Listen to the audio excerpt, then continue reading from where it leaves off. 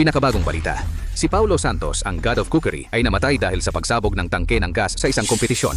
28 taong gulang lamang siya. Ayon sa ulat, wala siyang direktang kamag-anak. Ang imperyo ng negosyo sa pagkain na kanyang itinayo, saan na kaya ito pupunta? Bakit ang liit-liit ng katawan ko? Hindi ba't namatay ako sa pagsabog? Chef Paulo, Chef Paulo, Chef Paulo. Nakita ko ang God of Cookery. Ang God of Cookery na. Ginugulan ng isang tribo ng malaking halaga. Bigyan mo ako ng kutsilyo.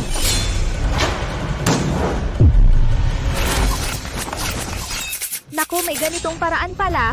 183.5 degrees, 0.3 degrees lang ang sobra, mapapait na ang taba ng wagyu at mangangamoy sunog, sumunod sa likas na katangian ng sangkap. Huwag magdagdag ng walang dahilan. At lalabas ang tunay na lasa. Chef Paulo, Chef Paulo, Chef Paulo.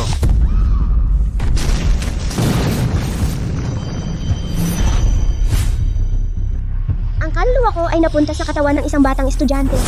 Tandang-tanda ka na. Isang basurang walang panlasa. Wala kang silbi. Ngayon, may daladala ka pang pabigat. Inaagawan mo pa ng pribadong kwarto. Ang restaurant na ito ay hindi kayang buhayin ang mga tamad na tulad mo.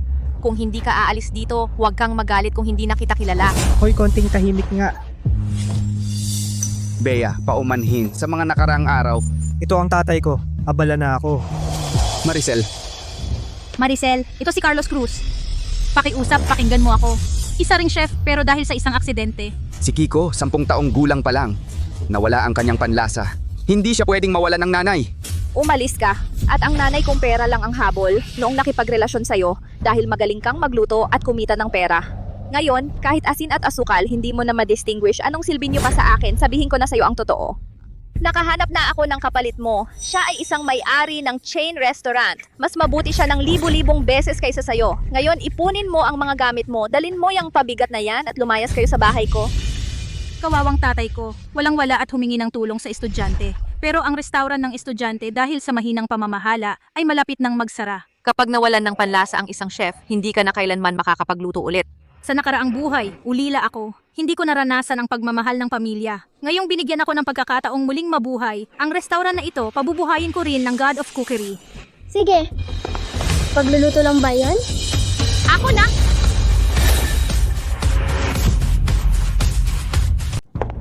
Kiko, Ang taray mo, anong kalokohan ang sinasabi mo? Kung marunong ka magluto, pwede nang umakyat sa puno ang baboy. Kiko, huwag ka na sanang makigulo. Paano ka pa magiging marunong magluto? Totoo yan, Kiko. Hindi ka nga marunong magluto ng instant noodles. Kiko Reyes, ang kapal ng mukha mo.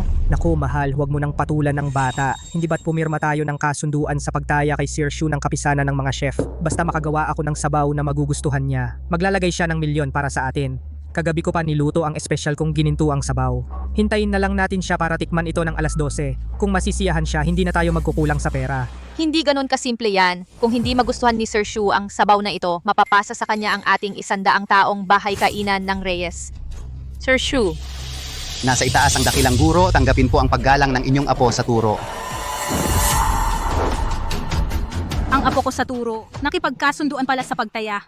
Sa tingin ko, tiyak na may masamang balak ang batang to. Mahal, hindi ka pa rin nagtitiwala sa akin? At saka, nandito pa naman ang maestro ko. Kahit nawalan siya ng panlasa, nandito pa rin ang kanyang kasanayan sa loob ng mahigit 10 taon, di ba? Kung paalisin mo siya, wala nang tutulong sa akin dito sa bahay kainan. alas 11 na ngayon, bakit hindi ka pa tumayo sa harap ng sabaw? Kapag nasira mo ito, pagbibigyan kita. Huwag kang mag-alala, nandito ako. Walang problema. Tara, Kiko, ipapasyal kita ng kuya mo sa kusina.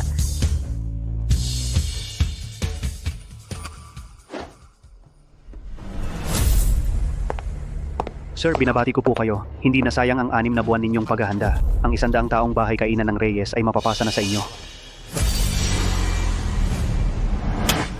Paumanhin, sir. Nagsalita ako ng labis.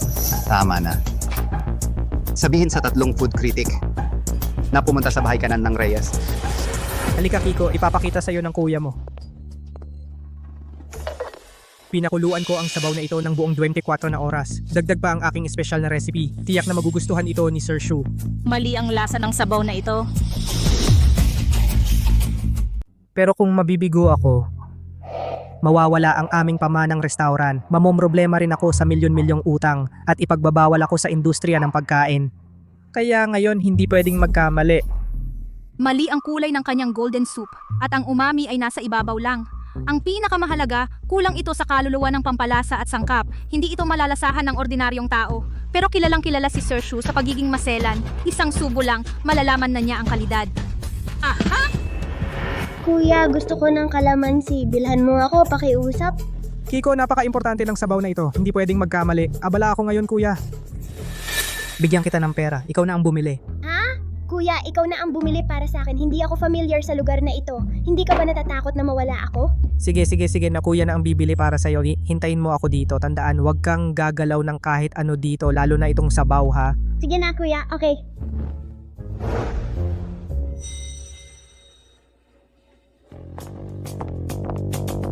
Kutsi.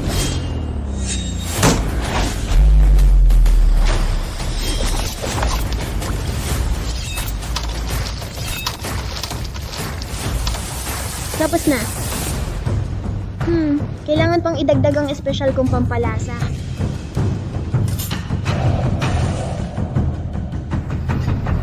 Anong ginagawa mo?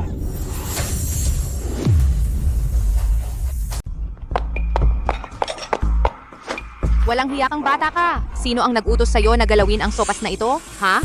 Alam mo ba kung gaano kahalaga ang sopas na ito para sa amin? Ito ang magliligtas sa aming restaurant. Wala naman. Mga pampalasa lang. Anong nangyari? Anong nangyari? Tia, anong nangyari? Ano bang kasalanan ang nagawa ko? At nakilala ko kayong dalawang malas. Matanda, alam mo ba na ang anak mo ay naglagay ng kung ano-ano sa aming sopas? Bea, paumanhin. Bata pa kasi, hindi pa alam. Ako na ang humihingi ng paumanhin para sa kanya. Paumanhin. Kiko, mag-sorry ka, bilis. Anong silbi ng paghingi ng paumanhin? Sa tingin ko, sinadya niya talaga yan. Sasabihin ko sa'yo, walang hiya kang bata. Kung masira ang sopas na ito at mawala ang restaurant ko, hindi ko kayo patatawarin. Anong nangyari? Juan, tingnan mo ang pinalaki mo, ang walang utang na loob na ito. Samantalang wala ka, naglagay siya ng kung ano sa sopas na ito. Tingnan mo nga ang sopas na ito. Tama pa ba ang lasa? Bilis! Ayos lang. Malikot lang ang bata. Kaunting seasoning lang naman ang inilagay. Walang epekto. Juan, wag mo siyang palaging palalampasin. Si Kiko ngayon ay sobrang walang disiplina. Oo nga pala, Juan, tikman mo nga ang sopas na ito. Tingnan natin kung magagamit pa. Guro, huwag mo nang pagalitan si Kiko. Baka naman talagang may likas na talino si Kiko. Pagkatapos nitong idagdag, baka mas sumarap pa ang lasa. Ha?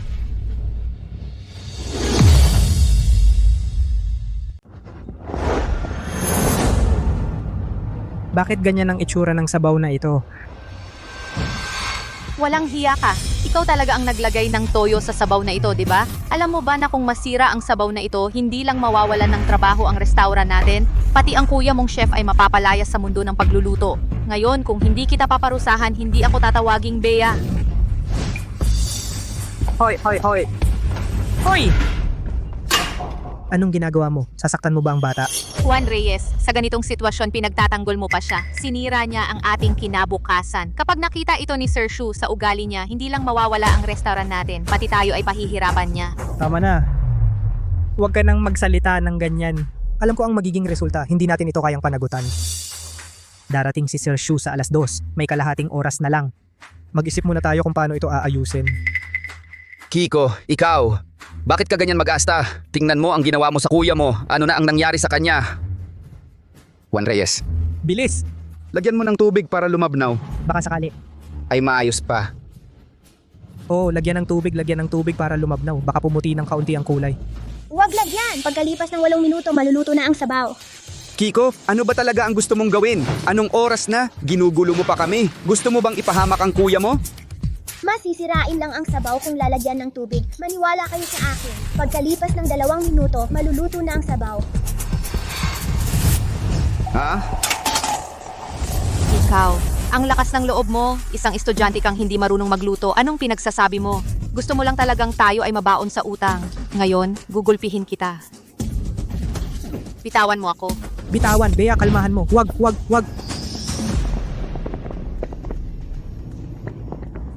Anong amoy yan? Ang bango. Anong amoy ito? Ang bango. Yung amoy na ito, mas nakakaakit pa kaysa sa sikat kong golden soup. Baka si Kiko Reyes ang nakagawa nito ng hindi sinasadya. Nagawa niya ang sabaw. 20 taon na akong nagtatrabaho. Ngayon ko lang naamoy ang sabaw na ganito kabango. Ang bango nito pansamantala lang.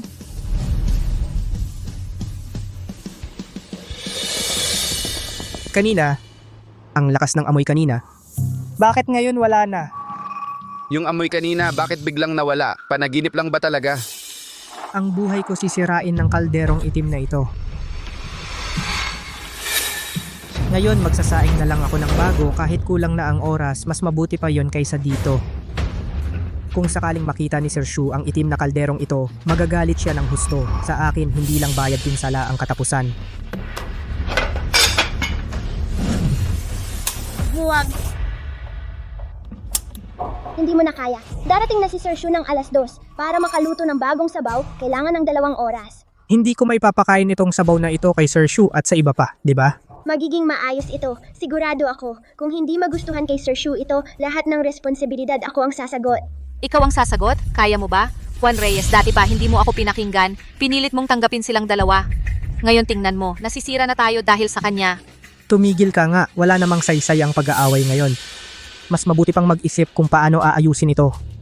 Naalala ko, may stock cubes pa sa ref. Idagdag natin yon, baka kumunti ang pagkaitim. Hindi na kailangan ng cubes. Tingnan nyo. Tingnan ninyo. Lila, paano naging lila ang sabaw na ito? Wala na talaga. Tiyak na si Kiko Reyes. Nung naglalagay siya ng pampalasa, nagkaroon ng lason. Sir Jake, nasa ibaba na si Sir Shu at ang ilang bisita. Nasa ibaba na sila. Bakit hindi ka pa lumalabas para salubungin sila? Narito na ako. Wala na. Tapos na ang lahat. Inaasahan ko pa naman ang sabaw na ito para mailigtas ang aking restaurant. Kapag nakita ni Sir Shu ang kulay na ito, Tiyak na iisipin niyang may masamang balak ako. kapag nagalit siya ng husto, tiyak na puputulin niya ang mga kamay ko. Kung alam ko lang, noon pa, mamatay man ay hindi ko kayo itatago. Ngayon, ayan na, napahamak kami dahil sa inyo. Ngayong araw kahit mapunta ako sa impyerno, isasama ko kayo. Tama na. Salubungin muna natin si Sir Shu. Kapag may pagkakataon, kakausapin ko si Sir Shu. Hihingi ako ng dagdag na oras.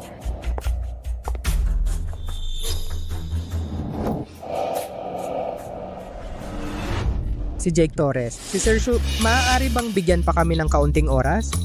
Abala si Sir Shu araw-araw sa maraming gawain. Napakahalaga ng oras niya. Kung ngayong araw ay magpapapunta ka kay Sir Shu ng walang dahilan, ang buhay mo hindi ko na mapoprotektahan.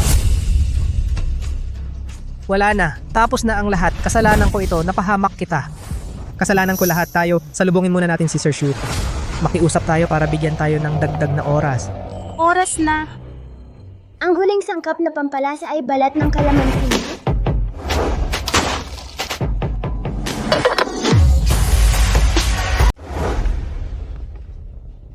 Juan Reyes, dinala ko ang ilang matatagal ng kaibigan. Ang tatlong ito ay mga eksperto sa pagtikim ng pagkain.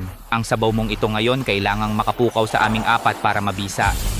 Ginoong Wang, Ginoong Lee at Professor Zhang ang pinakabantog na food critic sa Daxia. Sa mahabang panahon, tanging ang lutong kamay ng God of Cookery ang nakapukaw sa kanila. Ang paghahangad ng tatlong ito sa masarap na pagkain ay umabot na sa antas ng kabaliwan. Kung malaman nila na ako ang gumawa ng sabaw na iyon at ipatikim sa kanila, baka pupulutin ako sa hangin. Hindi pwede, kailangan kong makiusap agad sa kanya. Sir Shu, paumanhin po. Medyo matagal na nilaga ang sabaw ko. May naging problema ng kaunti. Pwede po bang bigyan ninyo ako ng 1 oras pa? Sinisiguro ko na masisiyahan ang mga guro.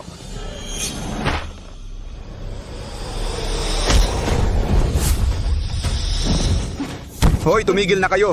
Huwag nang manakit.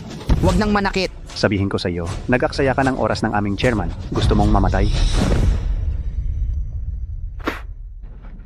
Juan Reyes, ayos ka lang ba?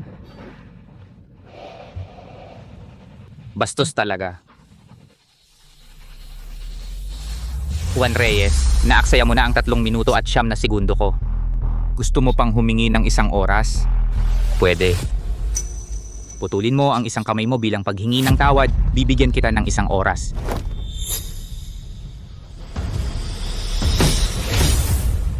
O kaya pwede ka ring sumuko.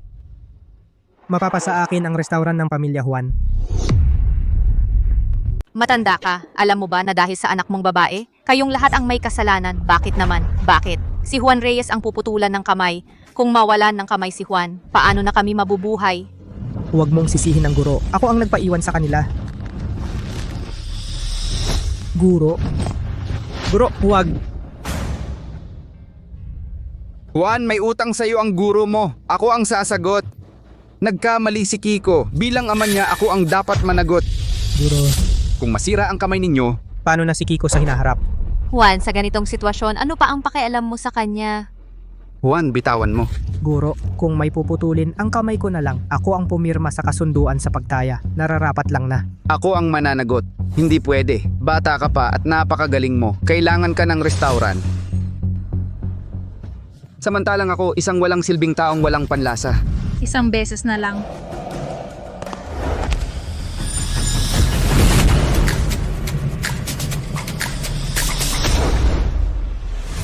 Sir Shu, ang pagkakamali ng aking anak. Ako bilang ama ang sasalo. Utang ng anak, bayad ng ama. Nararapat lang yan. Ang kamay ko, ibabalik ko sa inyo. Pero nakikiusap ako. Bigyan ninyo ng isa pang pagkakataon si Juan Reyes. Guro. Guro. Sandali lang. Kiko. Handa na ang sabaw. Munting babae, wala ng oras si Sir Shu para sa larong pambata mo. Sabaw ba talaga yan? Kung hindi yan sabaw, kulang pa ang buhay mo para magbayad. Kiko Reyes, hindi pa ba sapat ang gulo rito? Dagdag pa ang ginagawa mo? Gusto mo bang patayin kaming lahat? Wala na akong pasensya. Kiko, huwag ka nang makigulo. Lumabas ka na. Oo, Kiko. Umalis ka na. Huwag ka nang makigulo dito. Totoo o hindi, tingnan nyo na lang.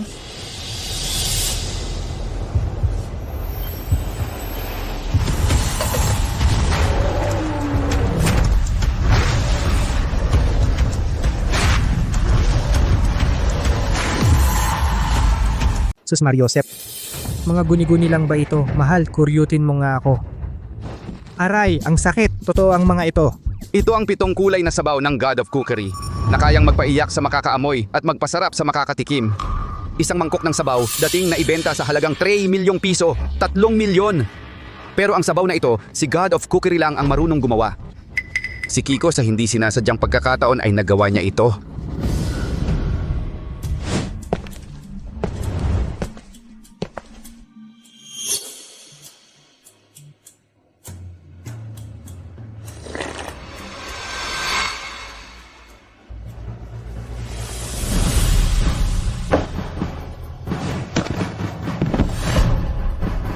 Ang sarap, napakasarap. Paano mo nagawa? Ang sabaw na napakasarap na ito? Ang sabaw na ito ay nagpapaalala sa akin sa aking yumaong ina, para bang siya ay nasa tabi ko ngayon. Noong unang bahagi ng buhay ko, nagkaroon ako ng pagkakataon sa aking ninuno sa pagluluto na matikman ito ng isang beses. Isang sabaw na napakasarap, nakakalunod sa sarap na nagpapaiyak. Sa lungkot. Tikman ninyo. Tikman ninyong lahat. Gugustuhin kong mag-invest ng 1 milyon sa bahay kainan ng Bautista. Juan Reyes, ikaw ba ang matagumpay na nakagawa ng sikreto ng aking ninuno? Ang sabaw na ito ay parang nagpabalik sa akin ng mga payo ng aking ninuno. Ginoong Su, sa totoo lang, ang sabaw na ito ay gawa ng aking nakababatang kapatid sa pag-aaral, si Kiko. Bakit pamilyar ang pakiramdam na ito? Mabuti. Talagang may pambihirang talento, isang magandang binhi. Palaguin ng mabuti, Baka sakali. siya na ang susunod na God of Cookery. Posible kaya na ako ang God of Cookery? Taos puso kong inaanyayahan ang inyong pamilya bilang mga espesyal na panauhin sa paligsahan sa pagluluto bukas. Sa bahay kainan ng Bautista, ito gaganapin. Ano? Kwalipikado kami na sumali sa pinakamataas na paligsahan sa pagluluto sa Lungsod Ilog? Sige, Ginoong kita-kits bukas.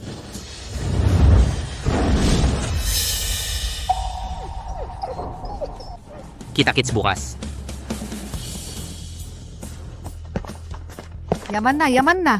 Ang kapisanan ng mga chef ay mag-i-invest sa ating bahay kainan ng 1 milyong piso. Kiko, ikaw talaga ang swerte ng ating bahay kainan. Mula ngayon, hindi na kita pagagalitan. Ikaw at ang tatay mo ay pwedeng tumira rito ng matagal. Kiko, talaga bang sasali ka sa paligsahan sa pagluluto? Siyempre sasali ako. Sa bahay kay Nanang Bautista gaganapin ang paligsahan. At ang aking nanay ay sasali rin. Si Sir Kian. Narinig ko na si Sir Shu, ang pangulo ng kapisanan ng mga chef, ay nag-imbita ng isang espesyal na panauhin. Sino ba ang taong ito? Wala pa akong naririnig na balita. Pero sigurado ako na malaki ang kanyang impluensya. Nagpaimbestiga ako. Ayon sa assistant ng Pangulo, sinabi lang niya na siya ay isang bihasang chef na kayang tularin ang galing ni Paulo Santos. Sa palagay ko, malapit ang relasyon niya sa Pangulo. Baka may connection pa nga siya kay Paulo Santos. Kailangan nating samantalahin ang pagkakataong ito. Magpasika tayo sa kanila. Kayong dalawa? Mukhang may narinig kayong balita. At nanggugulo lang kayo dito. Mga dukha kayo, gusto pa ninyong magpasikat sa mga importante? Isang walang kwenta, isang pabigat, may mukha pa kayong pumunta rito. Umalis na kayo! Si Sir Chang, yung restaurant mo malapit nang magsara, di ba? Bakit may oras ka pa para maglibot-libot dito? At saka, yung iba diborsyado na, dadalhin pa ang anak para makipag-ugnayan. Ang dignidad ng lalaki ay kinain mo na. Aray, may mga taong hindi alam ang itsura nila sa salamin. Sa buong katawan nila, dalawang salita lang ang lumalabas, dukha at hamak. Nakakatawa. Nakikita ng Diyos ang ginagawa ninyo. Huwag kayong magmalaki, mga taong mapangmata sa kapwa. Kayong dalawang mga payaso, sasabihin ko sa inyo ang totoo. Ang espesyal na panauhin ni Sir Shu ay kami. Paano pwedeng kayo? Paano naman nangyari yon? Bakit hindi naman gumawa si Kiko Reyes ng 7 kulay na sabaw na gustuhan mismo ni Sir Shu? Inanyayahan niya kami para sa food festival. Sabi ko imposible talaga. Maricel, huwag mong sabihin ng ganun ka-absolute. Sige. Si Sir Kian, taya tayo sa kanila ngayon. Kung totoo ang sinasabi nila, luluhod kami para humingi ng tawad. Kung hindi totoo, hindi lang siya luluhod para humingi ng tawad.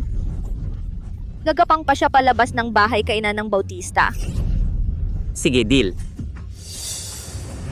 Luhod na. Imposible to. Imposible. Peke lahat to. Anong ginagawa mo? Kayong mga mahihirap, nagpeke pa kayo ng invitation para makapasok? Paano kayo naimbitahan ni Sir Shu, mga basura? Carlos Cruz, pinapanggap mo tong batang to bilang panauhin? 10 taong gulang lang siya. Marunong pa siyang gumawa ng sabaw ni Paulo Santos. Akala mo ba tanga kami? Kayong dalawa, wala kayong katuturan. Juan Reyes, nagwawala ka sa lugar ko? Sawa ka na ba sa buhay? Hinampas mo ang asawa ko? Umalis ka na ngayon din dito, hayop ka. Kung hindi, papahigain ko kayong palabas. Maniwala kayo o hindi, ilang salita lang ang kailangan ko para mabaon sa utang ang bahay kay Nanang Bautista. Anak ka ng puta. Nagmumura ka sa akin dito? Gusto mong hampasin kita? Hoy, huwag! Tigil! Si Sir Shu. Ano pong ginagawa ninyo rito? Espesyal na panauhin si Kiko Reyes na personal kong inimbita. Sino ang may lakas ng loob na bastusin siya? Sino ang bulag na sira ang espesyal kong invitation?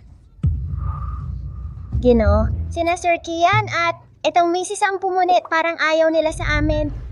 Si Sir Chan. Ganito ba ang pagtrato mo sa mga bisita? Ginoo, wala po akong ganong intensyon.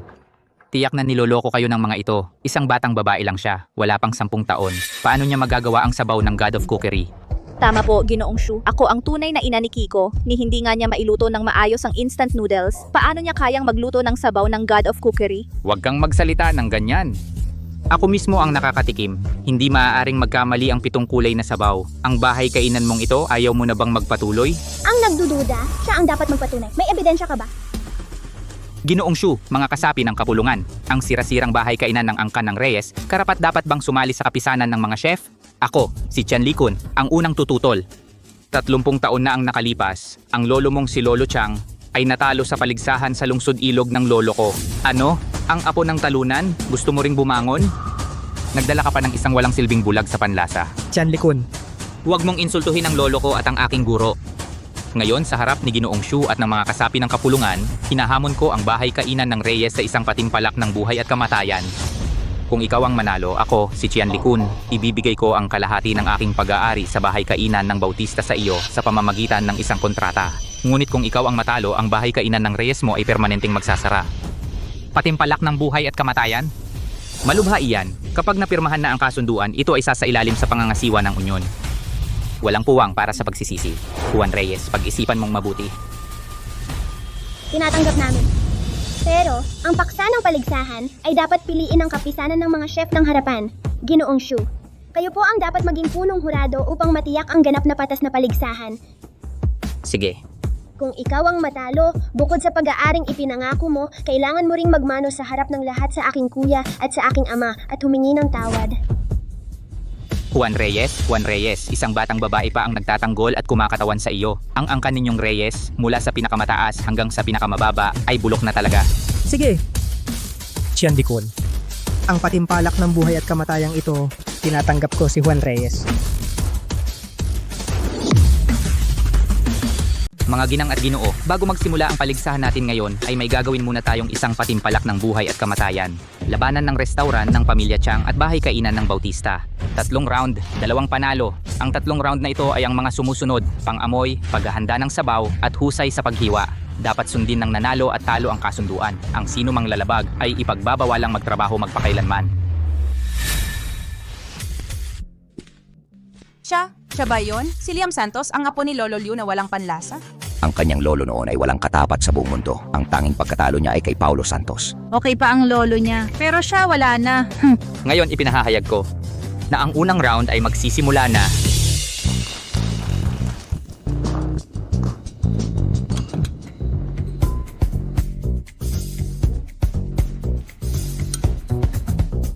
mga ginang at ginoo. Ano sa palagay ninyo ang pinakamahalaga sa pagluluto? Ayon kay Paulo Santos, kung ang isang chef ay hindi kayang matikman ang tunay na lasa ng sangkap, kahit gaano pa kagaling ang kanyang kamay, hindi niya magagawa ang isang putahing maaaring maalala habang buhay. Sinabi ko ba yan? 7 uri ng sangkap na may kakaibang amoy ang nasa loob nito. Bawat isang sangkap ay hindi lang mabango, kundi ang pinagmulan nito ay napakakomplikado. 2 minuto ang limitasyon. Ang makakapagsabi ng pinakamabilis ng lahat ng sangkap ang mananalo. Tama po si Sir Shu. Kung dati. Sa amoy pa lang ay tatakbo na ko.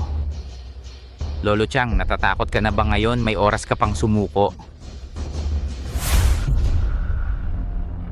Juan, pagdating sa paghiwa, mas magaling ka sa akin, pero sa pangamoy, kulang ka pa sa karanasan. Ako na ang bahala sa round na ito. Carlos, ano ba ang pinagmamalaki mo? Isang taong hindi makapag-iba ng maalat at matabang, gusto pang sumali? Tama, dapat umihi ka muna at tingnan mo ang itsura mo bago ka magpahiya sa sarili mo. Hindi na kailangang maglaban pa kayong dalawa. Mas mabuti pang sumuko na lang kayo. Guro, hindi ba't nawala ang panlasa mo? Huwag kang mag-alala. Kahapon, uminom ako ng sinabawang niluto ni Kiko Reyes. Ang panlasa ko ay ganap ng gumaling. Ngayon, ipapakita ko sa kanila kung talaga bang walang kwenta ako.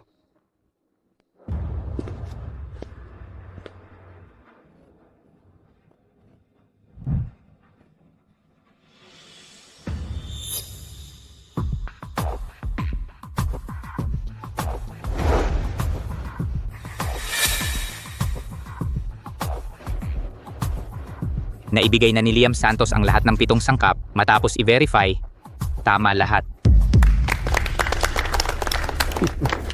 Tama lahat.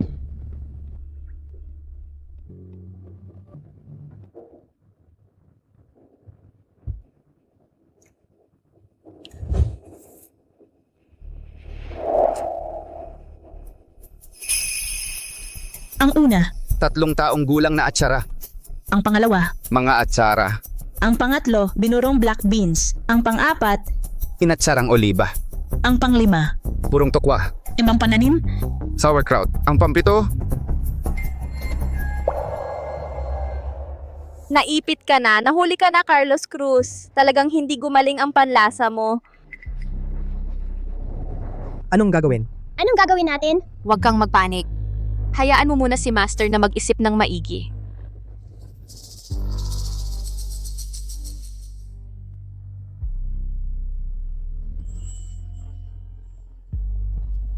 ang pang-7 ito ay Isang walang kwentang tao na hindi kayang tanggapin ang reklamo ng mga customer. Hump.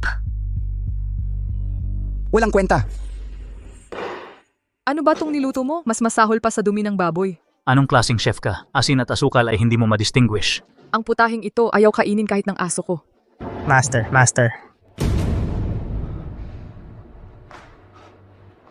Ang pampitong ito ay blue cheese. Tama lahat. Pero sayang, lumagpas ka sa oras. Sa round na ito, ipinahahayag ko na si Liam Santos ang nanalo.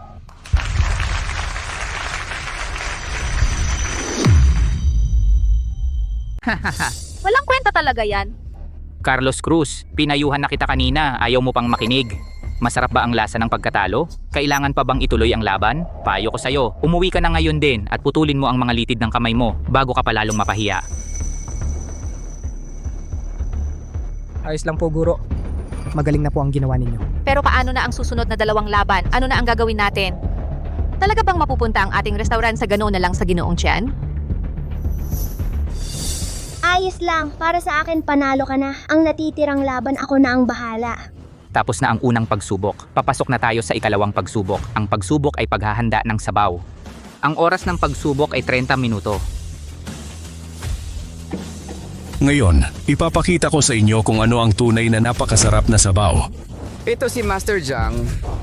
Ang hari ng sabaw mula sa Jiangzhou. Hindi ba siya ang dating gumamit ng isang kaldero ng sabaw ng 4 happiness meatballs para talunin ang isang imperial na chef? Huwag kang mag-alala, mahal. Pagdating sa paggawa ng sabaw, hindi pa ako natalo.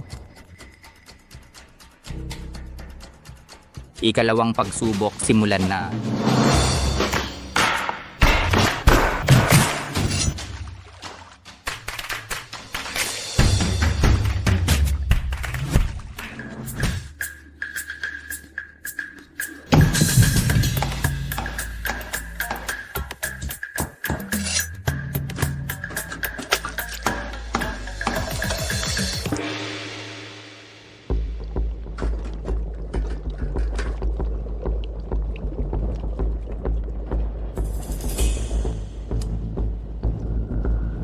Mali. May kulang na lasa dito. Kailangan kong hanapin ang sangkap na kulang para mas mabango ang sabaw ko kaysa sa kanya. Kuya, yung huling niluto mo para sa akin, ang sabaw ng kabuti ng kawayan, mas mabango pa kaysa sa kanya. Tama, kabuti ng kawayan.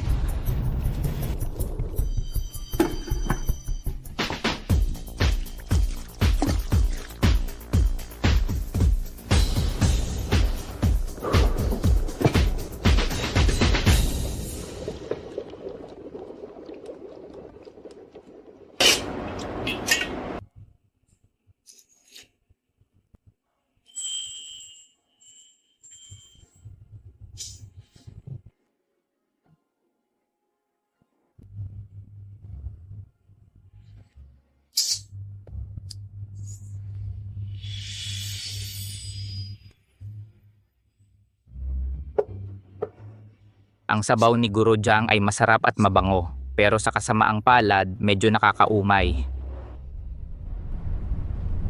Samantalang ang sabaw ni Juan Reyes ay nanatiling sariwa at masarap, at saka nakakapresko at magaan sa panlasa. Magaling. Ipinapahayag ko na sa round na ito, si Juan Reyes ang nanalo. Yes. Walang kwenta, umuwi ka na. Magaling! Sa round na ito, swerte lang ang panalo ninyo. Sa susunod na pagsubok, paano ninyo malalampasan? Ipinapahayag ko na magsisimula na ang ikatlong pagsubok. Paggupit. Ako si King Lee mula sa Yangzhou. Ikinagagalak kitang makilala. Ikinagagalak din kita. Ginoo, ikaw ba ang inapo ng pamilyang Lee mula sa Yangzhou? Tama, 3 henerasyon ng aking mga ninuno ay mga imperial na chef dalubhasa sa paggupit. Siya pala, yung nanalo ng pambansang paligsahan sa paggupit, si King Lee. Narinig ko na kaya niyang mag-ukit ng bulaklak sa tokwa.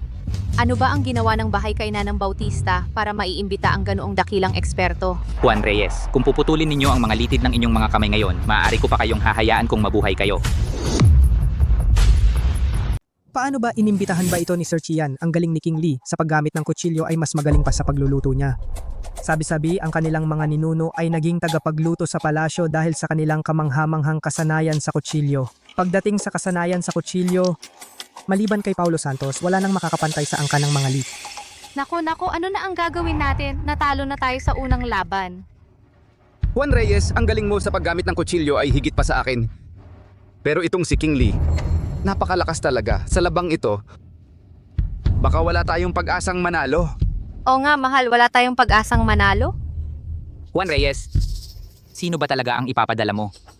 Kung natatakot ka, sabihin mo na lang. Kung susuko ka na ngayon, baka mas konti ang hirap na daranasin mo. Tama naman siya. Juan Reyes, Carlos Cruz, huwag na kayong mag-aksaya ng oras ng lahat. Kung hindi kaya sumuko na kayo agad, tapos lumuhod kayo at magmano sa amin ng malakas. Hoy, baka kami pa ni Sir Kian ay maawa sa inyo. Ako na ang bahala dito. Kiko, hindi ito ang tamang panahon para magpatawa. Huwag kang mag-alala. Ang kasanayan ng mga Lee sa kutsilyo ay karaniwan lang. May pag-asang manalo ako. Ay, apo ko naman, ikaw maliit na bata, ano ba ang alam mo sa paggamit ng kutsilyo? Kiko, huwag kang padalos-dalos. 10 taon ka pa lang. Si King Lee mahigit din taon nang nagpapatalim. Ang paggamit ng kutsilyo ay isang technical na gawain. Hindi ito mananalo sa talento lang, kaya huwag. Tama si Kiko. Sa pagkakataong ito, ako na ang sasali. Ako na ang lalaban. Kahit matalo, tatanggapin ko. Tatay, kuya, ate, hindi ko kayo bibiguin.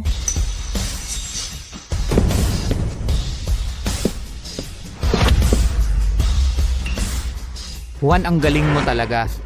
Walang ibang tao. Isang sanggol pa ang ipinadala mo para mapahiya. Carlos Cruz, anong klaseng lalaki ka ba? Sa ganitong pagkakataon, ang anak mong babae ang ipinadala mo para mapahiya. Sinasadya mo bang hamakin ako? Ako ay apo ng isang tagapagluto sa palasyo. Kung hindi alam ng iba, akala nila sinasadya kong apihin ang isang bata. Tigilan mo na ang mga salita. Hindi mataas ang hinihingi ko sa'yo. Kapag natalo ka mamaya, huwag lang umiyak. Ikaw. Ngayon gusto kong makita kung sino ang iiyak mamaya. Nagsisimula na ang ikatlong round. Ang pagtutugma ng sangkap ay ganap na random. Maging ang malambot na tokwa o ang matigas na yelo sa kamay ng isang mahusay na chef, maari itong maging isang obra maestra. Tokwa at yelo. Mahihirapan talaga sa paggupit. Oo, ang Juan's Restaurant ay nagpadala ng bata. Tama, nababaliw na talaga. Malapit nang magwakas ang Juan's Restaurant. Ang galaw ay parang umaagos na tubig. Ipinapakita ang kanyang malalim na kasanayan. Sa kabilang banda si Kiko Reyes. Ang batang ito baka natakot na.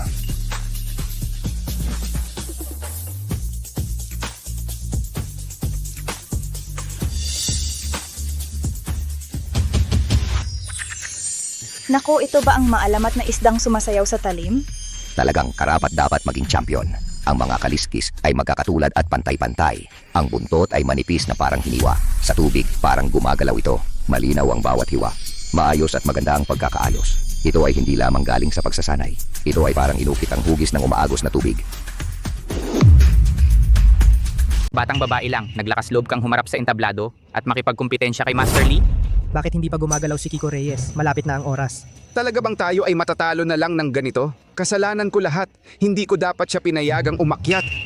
Ang itsura at kilos ni Kiko Reyes ay parang katulad ng dating anyo ng aming ninuno.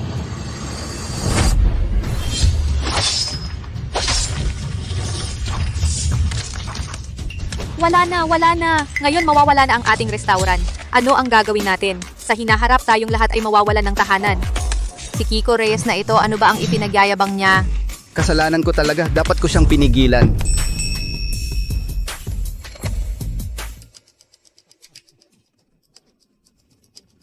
Juan Reyes, hindi ba't parang ibinigay mo na lang sa akin ng restaurant? Medyo nahihiya na ako. Ikaw, Kung ganito nga, kaya ibibigay ko sa inyo isang sorpresa.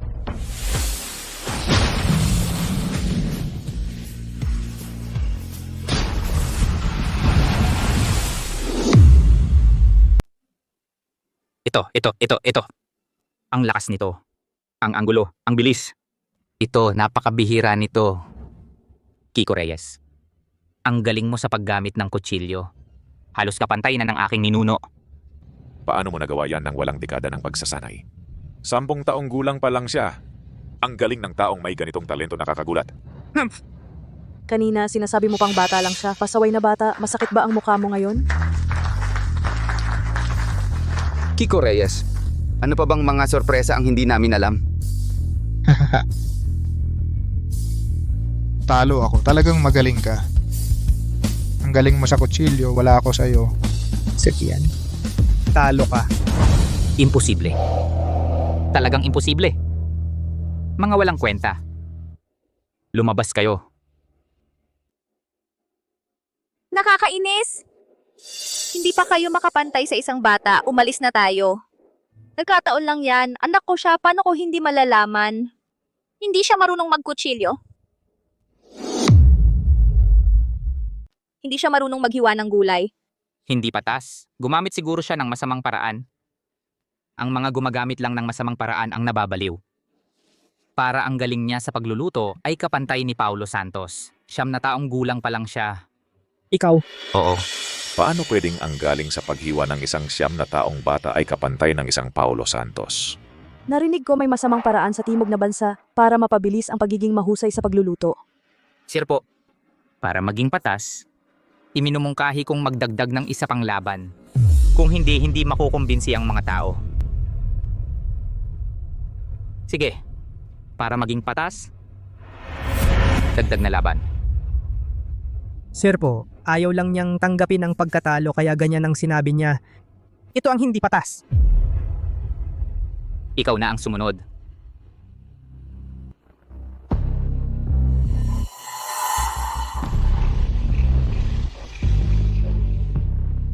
Sino ba yan? Ang lakas ng dating. Huling laban. Talagang matatalo kayo.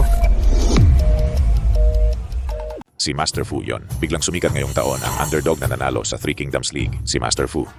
Siya yung nagwagi sa National Chef Competition, Gold Award, Innovation Award, Supreme Award, si Master Fu na yon. Itong si Master Fu, hindi basta-basta ang kanyang pinagmulan. Ayon sa mga hula sa industriya, maaring apprentice siya ng God of Cookery. Ginoo.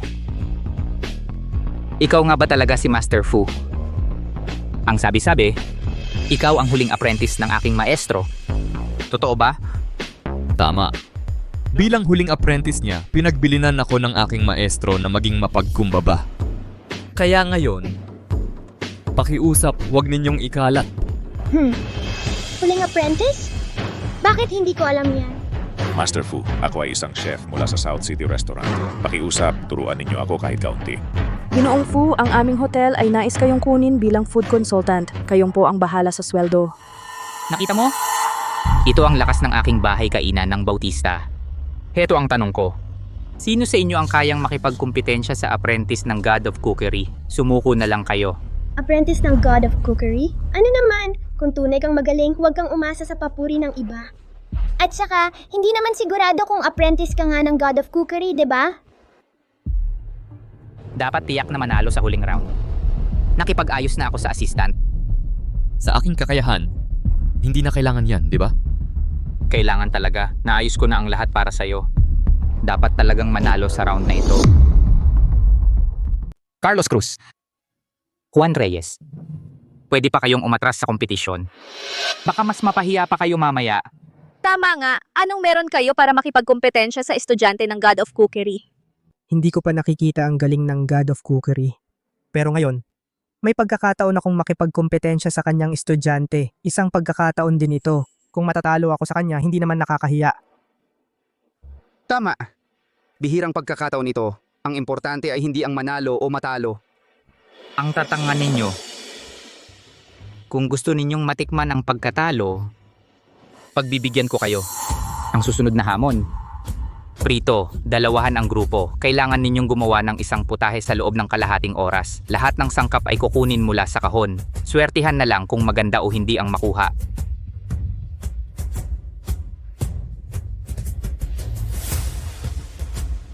Fresh na alimango, breadcrumbs, golden bawang, at saka kalamansi.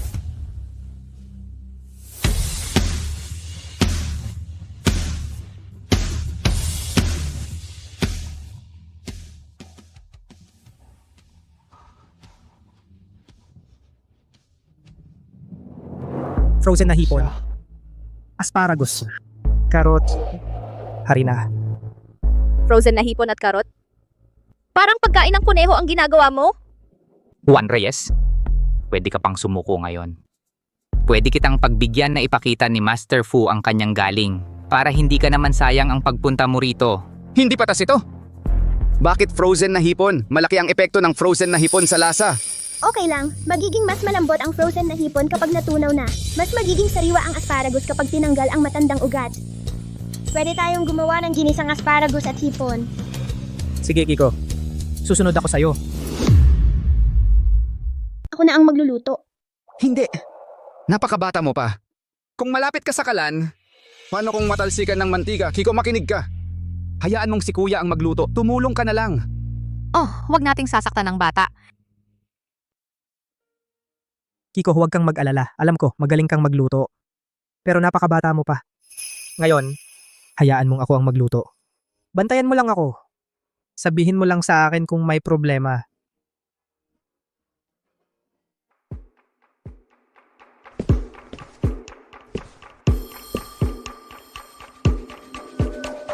Hindi ko kailangan ng katulong. Kaya ko itong mag-isa. Nakita mo ba?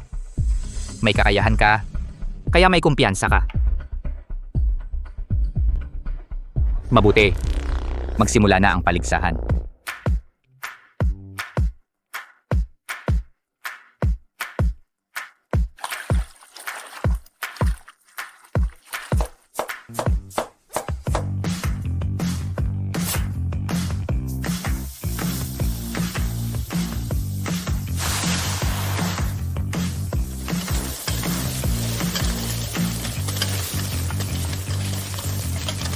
Talagang karapat dapat kang maging estudyante ng aming guro.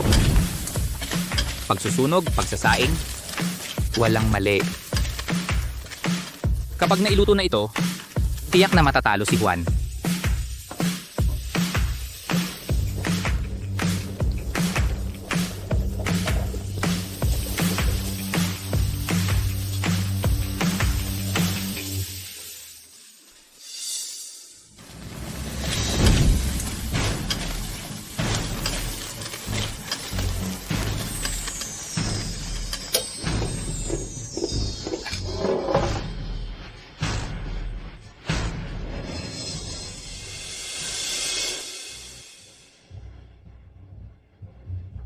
Kiko, anong nangyari?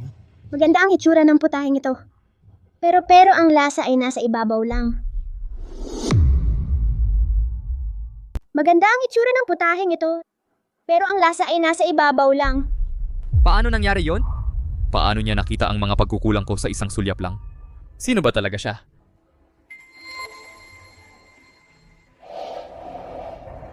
Itong hipon inulit-ulit na pinaglamig na wala na ang sariwang lasa. Malamang na magiging tuyot kapag niluto. Kuya, huwag kang mag-alala. Ako muna ang bahala sa hipon. Asikasuhin mo muna ang iba. Sige. Aayusin ko muna ang asparagus.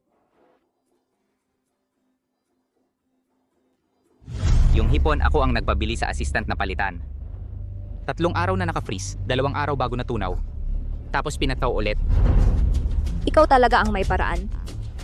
Si Master Fu ay gumagamit ng sariwang alimango. Samantalang sila, frozen na hipon lang ang meron. Panalo na tayo sa laban na ito.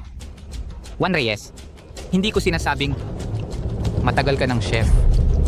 Hindi mo ba alam na sa pagluluto, 3 bahaging kasanayan, 7 bahaging sangkap? Yung sangkap nga ay hindi na sariwa, ano pa ang iluluto mo? Ang mukha ng ibang tao mas masahol pa sa isang chismosa. Ang panalo ay ibang usapan. Dapat muna kayong matutong maging mabuting tao. Ang pagluluto ay nakasalalay sa kasanayan at sa pagmamalasakit sa sangkap. Hindi sa mga kaduda-dudang pamamaraan. Ikaw isang talunan, isang walang kwenta, nagmamagaling ka pa sa pagluluto, karapat-dapat ka ba? Sasabihin ko sa'yo, talo na kayo sa laban na ito. Sasabihin ko sa'yo, talagang matatalo kayo sa laban na to.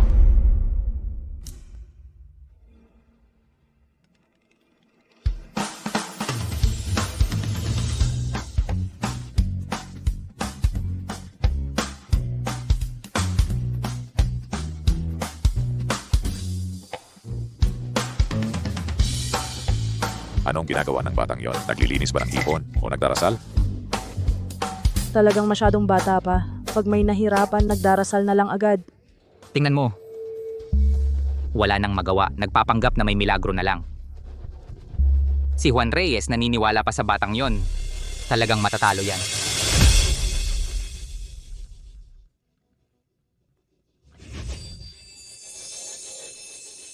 ito ay...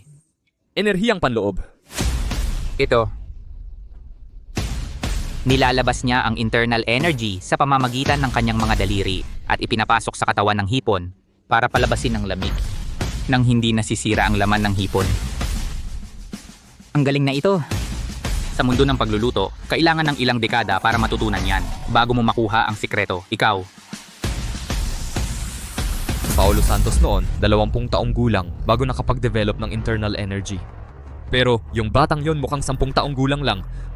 Sino ba talaga siya? Tapos na ang hipon. Ikaw na ang bahala sa susunod. Ipagkatiwala mo sa akin, Junior. Juan Reyes. Juan Reyes, sumuko ka na. Sa buong buhay mo, hindi ka abot kahit sa kalingkingan ng estudyante ni Paulo Santos. Si Kiko Reyes. Pwede pa maging kalaban. Pero ikaw, Juan Reyes, hindi ka karapat-dapat. Kuya, huwag kang mag-alala. Mananalo tayo. Gawin mo lang parang nagluluto ka ng pangkaraniwang ulam. Lakasan mo lang ang loob mo at gawin mo. Honey, kaya mo yan. Naniniwala ako na kaya mo. Juan Reyes, gawin mo lang ang makakaya mo. Juan Reyes. Maniwala ka sa sarili mo. Kaya mo yan.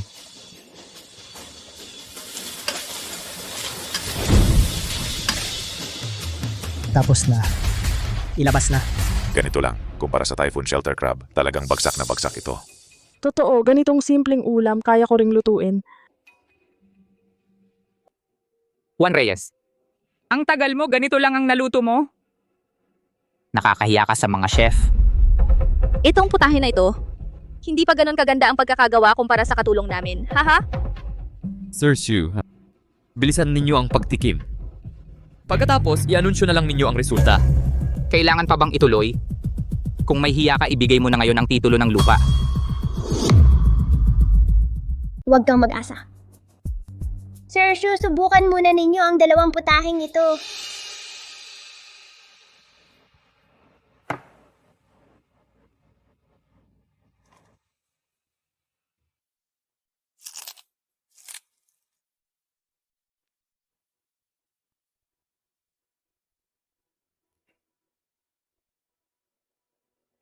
Sakto ang apoy.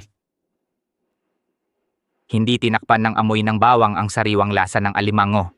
Ginamit ang katas ng kalamansi para tanggalin ang amoy lansa. May natitira pang tamis sa dulo. Ang putahing ito, talagang galing ng isang dalubhasa.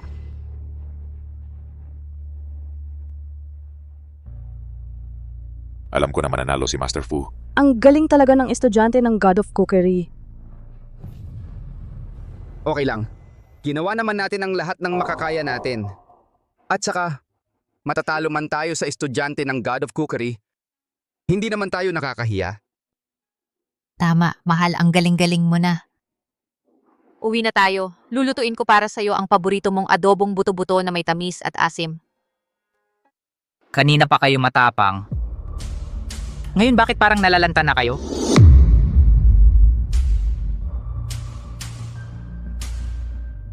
Ngayon bakit parang wala ka ng lakas? Makakauwi ka pa ba? Malapit nang mapasa atin ang bahay kainan ng Reyes. Hehehe. Gumamit ka ng masamang paraan para mandaya. Si Sir Chan, ang buhay mo, ganyan na lang ang buhay mo. At saka, hindi pa natitikman ni Sir Shu ang aming luto. Hindi ka ba natatakot na mapahiya ka sa harap ng lahat? Batong babae, humarap ka pa sa akin? Gagawin kong imposible ang pag-uwi mo ngayon. Maricel, hindi pa inihahayag ni Sir Shu ang resulta. Paano nyo nasabi na kayo ang mananalo? Teritoryo ko ito. Anong hindi ko kayang gawin? Ngayon, ipapakita ko sa inyo ang kahihinatnan nito. Sugod.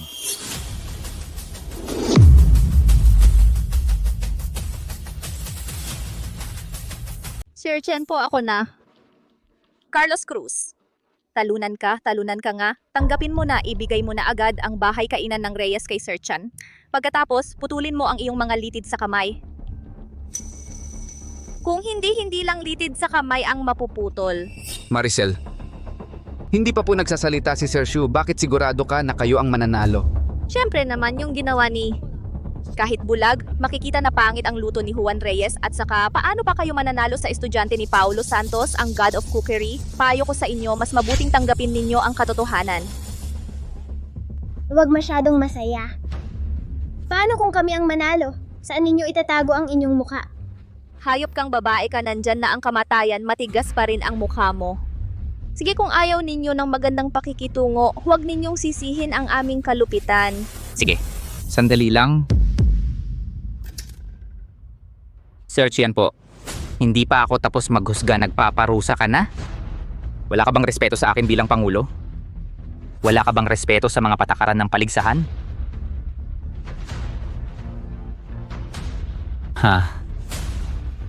Patawarin mo ako, Pangulo, paalisin ko na sila. Alis.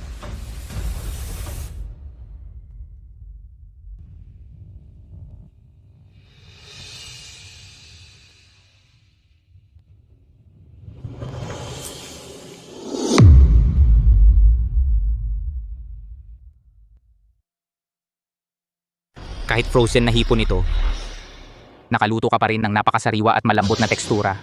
Ang laman nito, Ang lasa ng asparagus at ang lasa ng hipon ay kakaibang naghalo ng magkasama. Hindi mabubuo kung kulang ang isa. At ang timpla nito, tamang-tama lang ang pagka-mild. Ito ang tunay at dalisay na lasa ng kalikasan. At ang kulang kay Master Fu ay ito mismo. Kaya ipinahahayag ko, ang kampeon ng paligsahang ito ay ang bahay kainan ng Reyes. Ayos, nanalo tayo. Hahaha.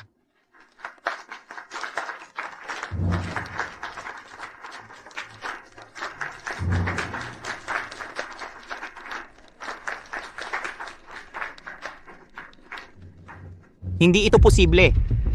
Sir Chen po, oras na para tuparin ang usapan ninyo. Anong usapan? Marami po kayong inaasikaso, Sir Chen, kaya nakalimutan nyo na. Tutulungan ko kayong maalala. Ang 3 buwang kita ng bahay kainan ng Bautista ay mapupunta sa bahay kainan ng Reyes. Ikaw at siya ay dapat lumuhod sa harap ng lahat at humingi ng tawad. Imposible. Talagang imposible. Nabayaran ko na ang assistant, pinalitan ko ang sariwang hipon nila ng frozen. Paano nangyari? Na nakapagluto pa siya ng ganito? So nanloko nga talaga siya. At ikaw? Malinaw na hindi ka estudyante ni Paulo Santos. Kung hindi, bakit ka matatalo? Umalis ka na rito.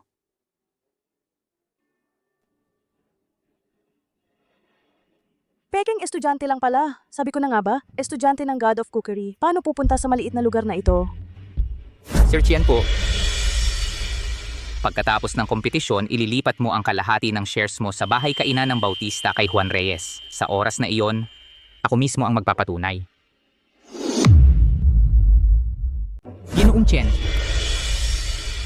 Pagkatapos ng kompetisyon, kalahati ng bahagi mo sa bahay kainan ng Bautista ay ililipat kay Juan Reyes. Sa oras na iyon, ako mismo ang magpapatunay. Ang pera ko. Sunod ngayon, ibinabandilang ko ang premyo sa kompetisyong ito. Ang unang pwesto, hindi lang makakakuha ng pagpasok sa Chin Group ni Paulo Santos para mag-apprentice sa loob nito, kundi may pagkakataon ding makatanggap ng isang imbitasyon sa memorial service ni Paulo Santos. Ay naku, ang memorial service ng God of Cookery. Sabi nila, ang mga pinakamahuhusay na chef lang ang may karapatang dumalo. At dadalo rin doon ang mga elite mula sa iba't ibang industriya. Ang halaga ng mga koneksyon at resources na ito, hindi na kailangan pang pag-usapan. Kiko, ang kasanayan at katangian ng pamilya mo ay karapat dapat sa imbitasyong ito. Sa isang araw, dalhin mo ang pamilya mo at sumama kayo. Salamat po, Ginoo. Ako mismo ang dadalo sa libing ko, nakakatuwa. Nakakatuwa. Ano kaya ang magiging reaksyon nila kung malaman nilang buhay pa ako? Sa isang araw, sa libing ni Paulo Santos, tiyak na pagbabayaran ninyo ito.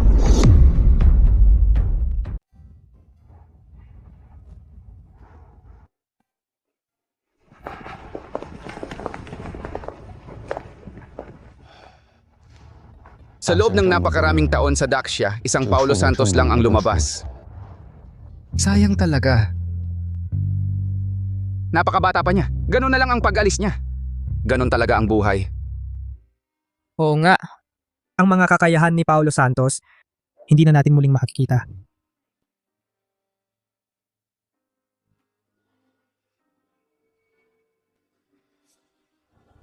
Pasok na muna tayo para sa huling pagpapaalam kay Paulo Santos. Tara na.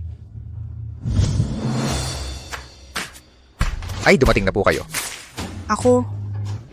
Hoy, ikaw. Ma'am Jean, tuloy po kayo. Hindi ba't siya si Ma'am Jean mula sa Hilagang Lira? Hindi ba siya si Ma'am Jean mula sa Hilagang Lira? Tama ka. Galing siya sa pamilya ng mga eksperto sa pagkain. Meron pa siyang kamanghamanghang kasanayan sa pagluluto. Mula pagkabata hanggang ngayon, isang tao lang ang tinalo niya, si Paulo Santos. Balita ko, sa mga world-class na kompetisyon, siya at si Paulo Santos ay madalas magkatalo. Pero sa huli, konting puntos na lang ang pagitan, natalo siya kay Paulo Santos.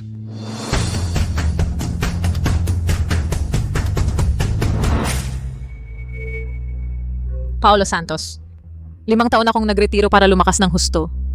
Balak ko sanang hamunin ka ulit. Pero hindi pa kita natatalo, bakit ka namatay na?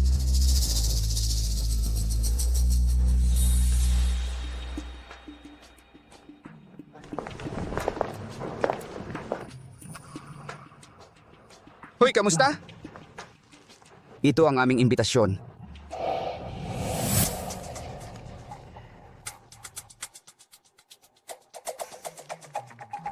Wala nang bakante. Umuwi na kayo. Hoy! Wala nang bakante. Umuwi na kayo. Hoy, Ay, bakit hindi mo kami papapasukin? Ito si Sir Shu, ang nagbigay sa amin ng imbitasyon. Kahit sino pa ang nagbigay, hindi pwede. Hindi mo ba nakita si Ma'am Jean? May daladalang mga bodyguard. Wala nang pwesto para sa inyo. Kung may utak kayo, saan kayo nanggaling? Doon kayo bumalik. Hindi. Grabe naman kayo. May imbitasyon kami. Hindi nyo kami papasukin pero papasukin nyo ang mga bodyguard?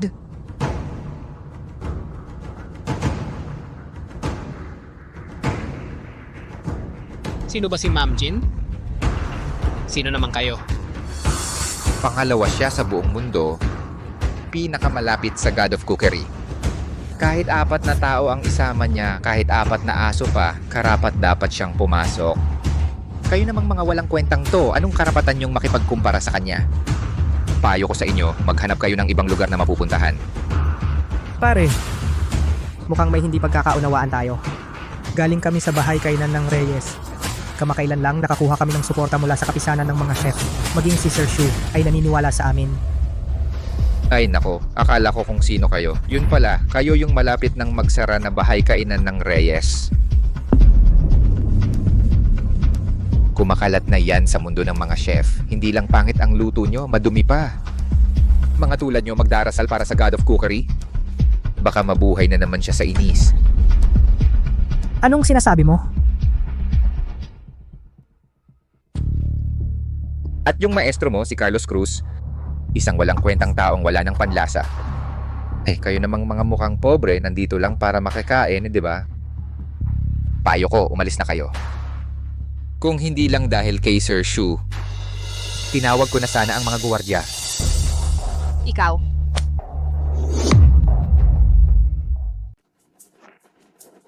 Sa mga dayuhan, sunod-sunuran ka. Pero sa kapwa mo Pilipino, masasakit ang salita mo. Dayuhan lang ang sinusunod mo. Karapat dapat ka bang maging chef ni Paulo Santos, ang God of Cookery? Tumahimik ka. Batang to, nagmamagaling pasakin. Gusto mo bang mamatay? Wala kang karapatang kausapin ako. Ipatawag mo si Sir Bonnie. Sir Bonnie, karapat dapat ka bang tawagin siya ng ganon? Alam mo ba kung sino na siya ngayon? Siya ang Executive President ng God of Cookery Group. Daang bilyon ang hawak niyang yaman. Ikaw, isang batang babae lang. Anong karapatan mo para makita siya? Tama. Abala na si Sir Bonnie ngayon. Mga nakikipagkita lang sa kanya, mga presidente ng kapisanan ng mga chef sa iba't ibang bansa. Ikaw, isang batang babae lang, gusto mo pa siyang makita. Sa susunod na buhay na lang. Sabihin mo sa kanya, may pasabi sa kanya ang kapatid niyang babae.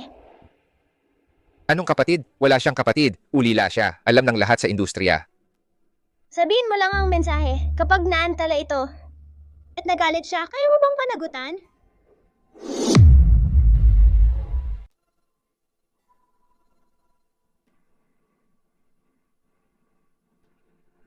Pwede akong pumunta. Pero kung lokohin mo ako ngayon, pagsisisihan mo yan. Bantayan mo sila dito.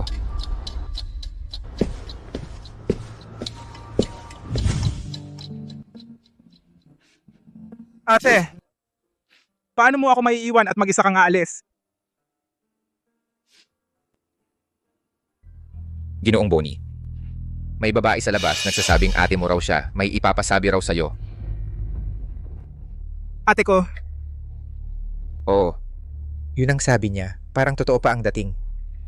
lumaki ako sa orphanage. Si Ate Ning lang ang pamilya ko. Baka naman pasabi ito ni Ate Ning bago siya pumanaw. Nasaan siya? Dalhin mo ako sa kanya agad. Dito po.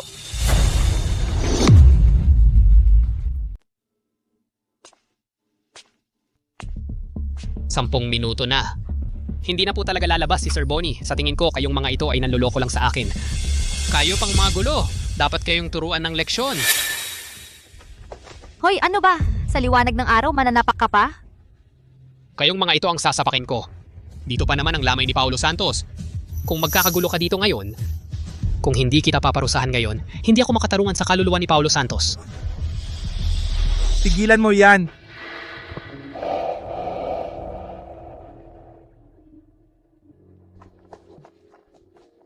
Sir Bonnie, nandito na rin po kayo. Mga manloloko tong mga ito sa pinto. Nagpapanggap na kamag-anak ninyo tapos nagkakagulo pa. Inaalis ko na sana sila. Sir Bonnie, sila po ito. Ang nagkakagulo dito at walang galang sa inyo. Nakaabala pa sa mahal ninyong oras. Dapat silang parusahan ng husto. Tumahimik kayo. Bonnie, nagkita na naman tayo. Bonnie, kita na naman tayo. Kiko, huwag kang magsalita ng basta-basta. Si Sir Bonnie, paumanhin po talaga. Bata pa kasi, hindi pa siya gaanong naintindihan. Huwag po ninyong isipin ng labis. Kiko, humingi ka na ng tawad, bilisan mo. Sir Bonnie, humihingi po talaga ako ng paumanhin. Pasensya na. Kami ang may kasalanan. Hindi namin siya naturuan ng maayos. Pakiusap po, huwag ninyo sanang isipin ang kanyang mga sinabi. Huwag po kayong magalit sa isang bata. Bonnie, pagod na ako sa kakatingala habang kausap ka. Umupo ka, may sasabihin ako sa'yo. Ang kapal ng mukha mo, ang lakas ng loob mo.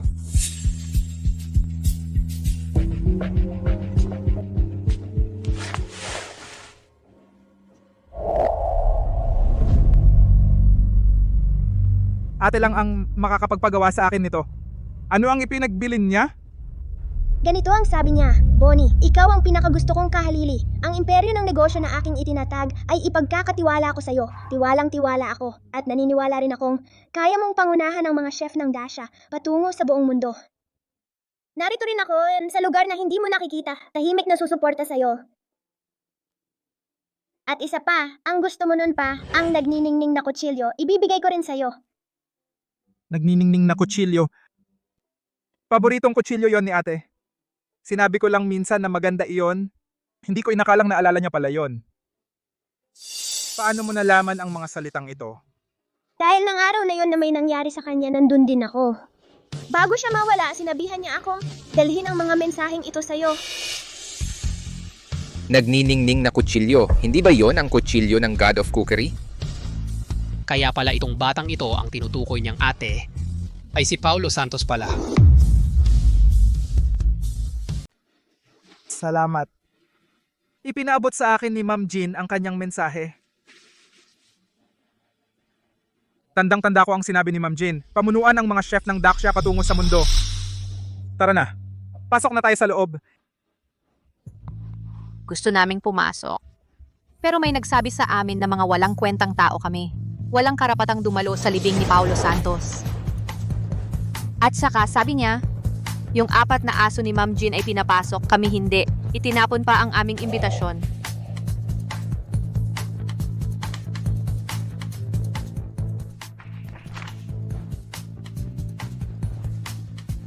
May imbitasyon sila, bakit hindi sila pinapasok? Sir Bonnie po, hindi ganun ang nangyari.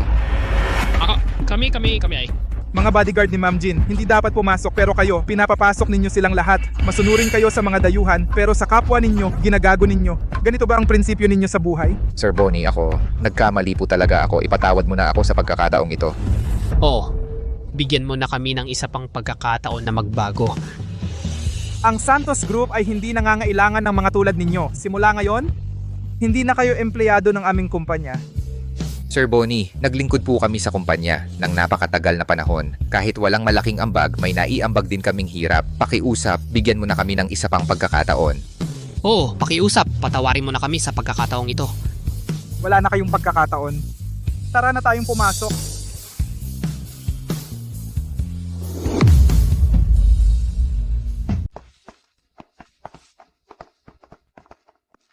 Pahinga muna kayo rito. Magsisimula na ang seremonya. Sasabihin ko kay Sir Tian na siya ang maghahawak ng libing. Ako mismo ang dadalo sa sarili kong libing. Nakakatuwa. Ay, akala ko sino. Kayong mga pulubi mula sa bahay kainan ng Reyes pala. Paano nyo ba sumisip-sip ba si Sir Bonnie? Naabot pa ng personal niya kayong isinama. Kaya pala maingay sa may pintuan kanina. Kayong mga to pala. Mukha kayong mga sosyal sa suot ninyo. Pero yung amoy mantika nyo nakakasilaw pa rin sa mata. Ang malas talaga, nasalubong ko na naman kayong dalawang hayop. Dumating kami dito ng marangal gamit ang aming imbitasyon. Hindi tulad ng iba na natalo sa pustahan, ayaw pa tumupad sa pangako. Nakapagmukha pang pumunta sa libing ni Paulo Santos. Tumahimik ka, puta. Marangal ba ang panalo nyo? Dayaan lang naman yan.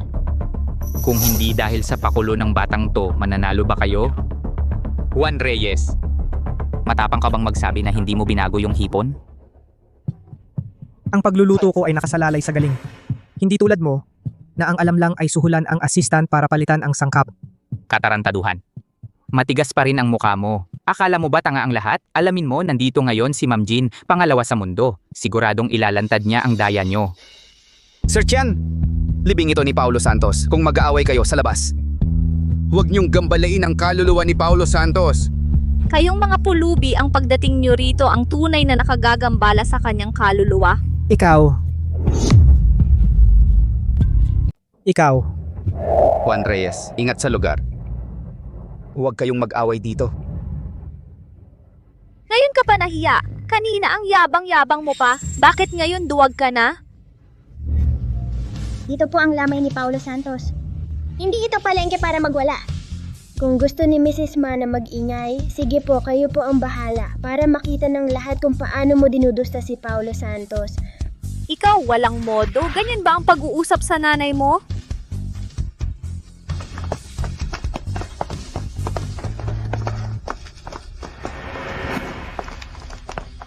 Mga ginang at ginoo, ngayong araw narito tayo ng may mabigat na puso upang magpaalam kay Paulo Santos. Bilang isang alamat ng Daxia, siya ang naging inspirasyon ng maraming chef sa kanilang pagpupunyagi. Ito ang nagniningning na kutsilyo. Kasama nito si Paulo Santos sa maraming paligsahan. Ito na yung sikat na nagniningning na kutsilyo. Ito ang kutsilyong ginamit ni Paulo Santos para manalo sa maraming kompetisyon. Isa itong simbolo ng alamat sa pagluluto ng Daxia. Sabi nila napakahalaga nito. Hindi, walang katumbas ang halaga nito. May sariling may-ari ang nagniningning na kutsilyo. Bukod kay Paulo Santos, wala na sigurong makakagamit nito. Bagamat tuluyan ng nilisan ni Paulo Santos ang mundo, ang kanyang mga prinsipyo ay mananatili sa ating puso. At si Sir Bonnie ang magpapatuloy ng adhikain ni Paulo Santos. Pamumunuan niya ang mga chef ng Daxia sa pagpapatuloy.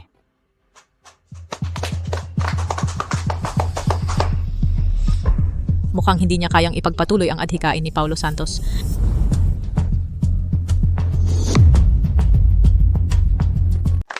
Mukhang hindi niya magagawang ipagpatuloy ang adhikain ni Paulo Santos.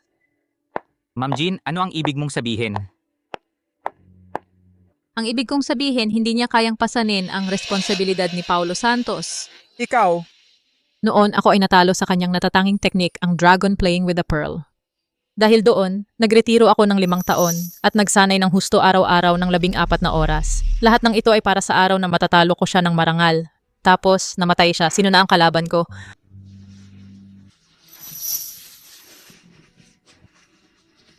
Ma'am Jean, pakiusap, kumalma po kayo. Ito ay lamay para sa iyong ate. Huwag mo sanang hayaang hindi siya matahimik kahit pagkatapos niyang mamatay. Kumalma, 5 taon na akong naghintay, ang hinintay ko ay ang kanyang libing. Paano ako makakapagkalma? Paligsahan lang naman yan, di ba? Ganun ba talaga kabigat para kay Ma'am Jean? Para sa atin, paligsahan lang yan. Pero para sa mga tulad nila, mga tunay na dalubhasa, labanan ito ng prinsipyo at dangal. Kapag palagi kang natatalo sa iisang tao, nagiging isang pagkahumaling yan. Parang isang umakyat ng bundok. Malapit nang marating ang tuktok, biglang gumuho ang bundok. Ikaw ang kahalili niya, di ba? Mabuti, ikaw ang kalaban ko. Ang labanan ay ang dragon playing with a pearl. Kung ikaw ang mananalo, ako ay lubusang susuko. Kung hindi ka mananalo, kailangan mong ipahayag na mula ngayon, ang mundo ng pagluluto sa dakilang siya ay ako ang mamumuno. Ano? Ma'am Jean ngayon ay lamay para kay Paulo Santos, ang God of Cookery. Dapat alam mo ang lugar. Kung gusto mong magpaligsahan, dapat ibang araw ang piliin mo. Tama nga, walang respeto sa namayapa. Wala akong pakialam. Ang kutsilyo ni Paulo Santos, ang tunay na malakas lamang ang karapat dapat magmana nito. Ngayon, hahamon ako sa inyong mga taga-Daxia. Hamon sa inyo.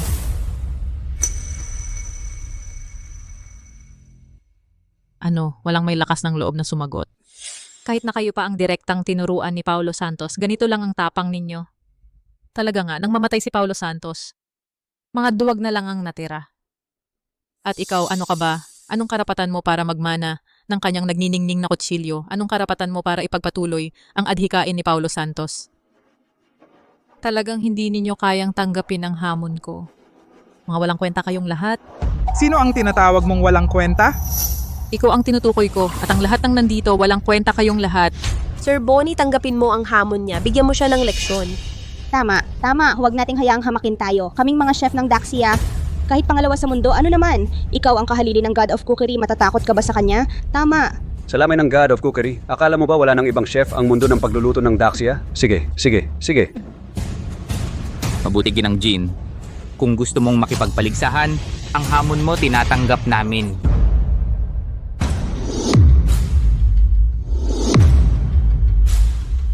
Sige, mabuti at naintindihan ninyo.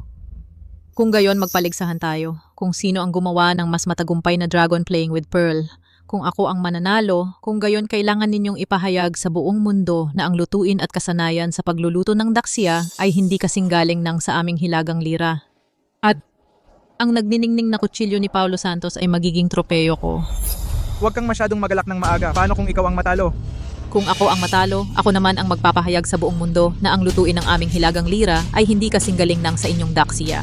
At luluhod ako sa harap ng larawan ni Paulo Santos at 3 beses na magmamakaawa. Sige, tandaan mo ang sinabi mo. Ay, bakit pa kailangan gawin ito? Ikaw muna.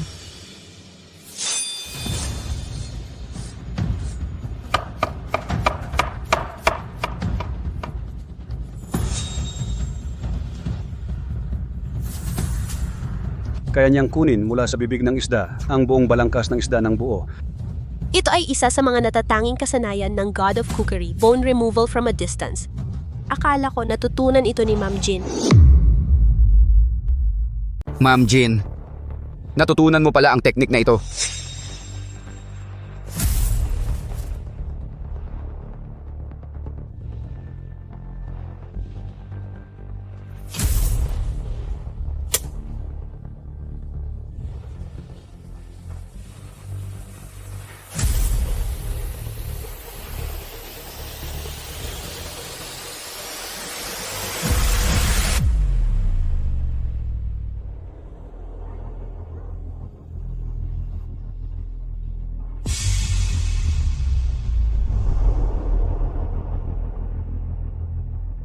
Walang pagtanggal ng buto mula sa malayo. Ang lasa talagang medyo kulang.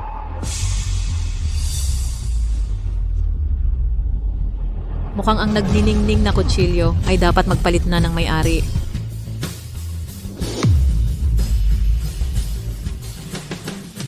Talo si Sir Bonnie, sino pa kaya ang makakalaban sa kanya?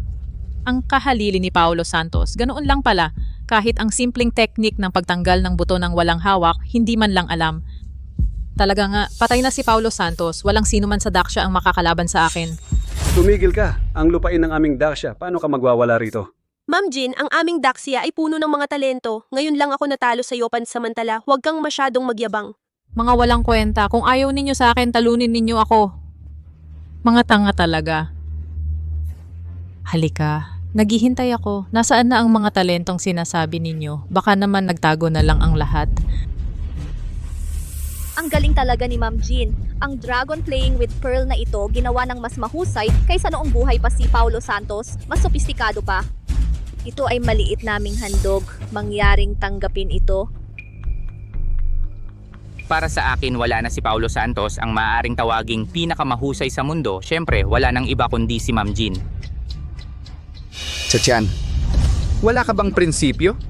Isa ka ring chef ng Daxia. Wala ka bang dignidad? Yumuyukod ka sa mga dayuhan? Manahimik ka. Ang matalino ay nakikibagay sa panahon. Hindi pa ninyo nakikita ang katotohanan? Wala na si Paulo Santos? Si Ma'am Jean ang tunay na may kakayahan. Siya nararapat lamang ang pinakamahusay sa mundo. Yan nga, may kakayahan ka, talunin ninyo siya. Kung wala kayong kakayahan, huwag kayong magpakasanto.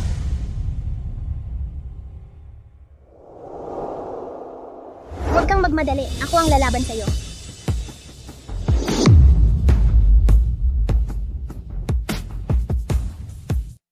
Huwag kang mag-alala. Ako ang hahamon sa'yo. Kiko, huwag kang padalos-dalos. Guro, pigilan mo si Kiko kahit si Sir Bonnie ay natalo kay Ma'am Jean. Lalo pa kay Kiko na isang bata lang. Huwag kang mag-alala. Kiko. Baka pwede. Wala na bang ibang tao sa Daxia? Bata pa ang ipapadala para hamunin ako. Kapag kumalat ang balita, baka sabihin nila inaapi ko ang bata. Nakakatawa talaga. Kiko, alam kong gusto mong ipagmalaki ang ating bansa, pero sapat na ang iyong hangarin. Bata ka pa, bumaba ka muna. Sandali. Hayaan mo siyang sumubok. Narinig ko kay Sir Shu na itong si Kiko Reyes ay hindi pangkaraniwan. Gusto kong makita kung ano ang kayang gawin ng batang ito.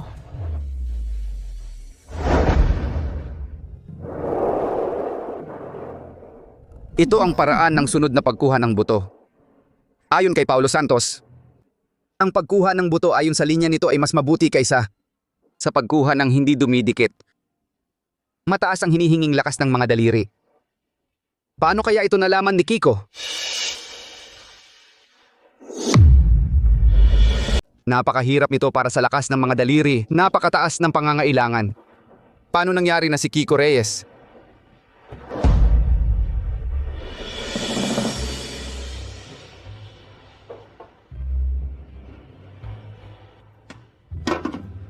Hindi gumamit ng aluminum foil? Akala ko may kaya ka pa naman. Yun pala, hindi mo alam kahit ang pinakabatayang paraan para panatilihin ang katas.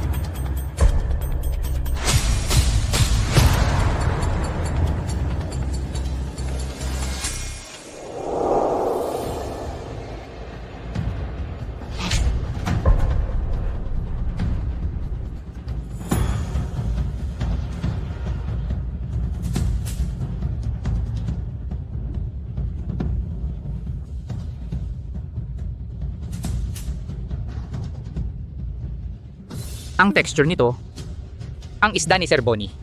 Nasira ang laman dahil sa pagtanggal ng buto. Ang isda ni Ma'am Jean, bagamat sariwa at malambot, nawala naman ang elasticity. Ang isda ni Kiko Reyes, malambot pero may kalutong. Ang texture at lasa nito ay napakagaling. Ang sarap. Imposible. Imposible to.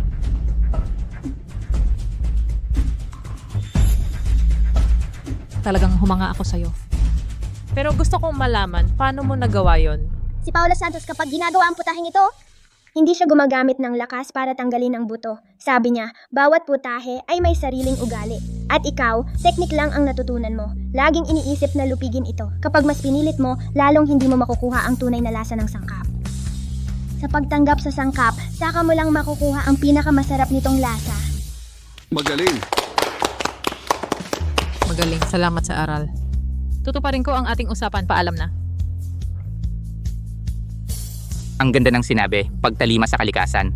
Ang tunay na kahulugan ng kasanayan ni Paulo Santos. Hindi ito tungkol sa kung gaano kagaling ang teknik. kundi ang paggalang sa sangkap, pagkilala sa halaga nito, at pag-unawa dito.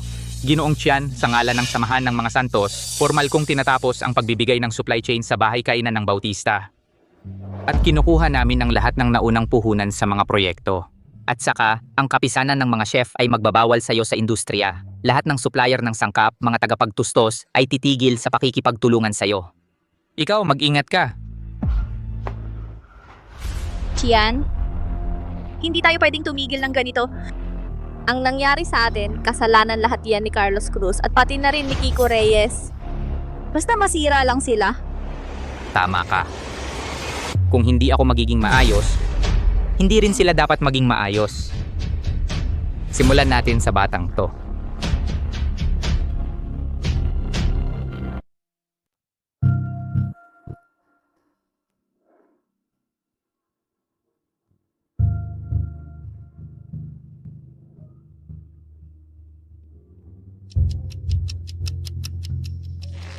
Hoy! Aking mahal na anak na babae. Gising ka na? Kiko Reyes, ito ang espesyal na libingang pinili ko para sa inyong mag-ama. Nasisiyahan ba? Sir Chian, pakawalan mo ang aking ama. Pakawalan siya? Noong pinabagsak ninyo ako sa pagkalugi, bakit hindi ninyo naisip na ako'y palampasin? Tingnan mo ang iyong ama. Hindi ba siya may kakayahan? Titingnan ko kung paano kanya ipagtatanggol ngayon. Kiko! Kiko! Huwag mong galawin ang aking anak. Kung may anuman, sa akin na lang. Sa'yo, sige, Carlos Cruz. Ang iyong mga kamay hindi ba ang pinakamahusay sa pagluluto? Kung mawawala ang bisa nito, hindi ba ito magiging walang silbi? Tatay,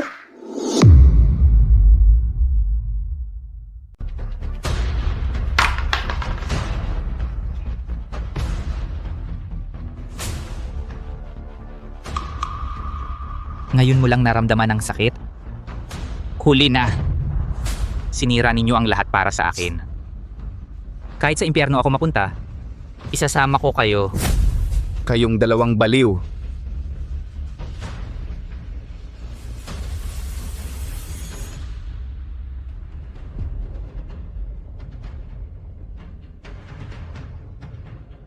Oo nga pala. Pag sumabog na ang bomba, hindi malalaman ng sino man na tayo ang may gawa. Maari na kayong pumanaw ng payapa.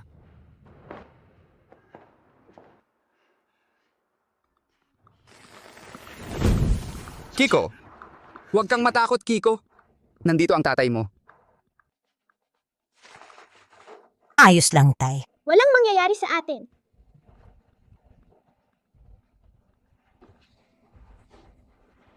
Tumakbo na tayo, bilisan mo!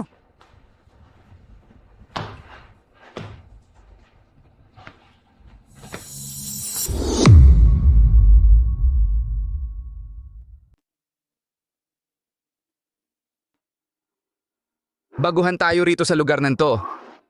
At wala tayong pera. Wala tayong mapupuntahan. Kiko! Kasalanan ko to, Kiko. Ako ang may kasalanan kung bakit tayo nasa ganitong sitwasyon. Itay ka. Huwag mong sabihin kasalanan mo yan. Itay, samahan mo na kita para magpahinga. Sige.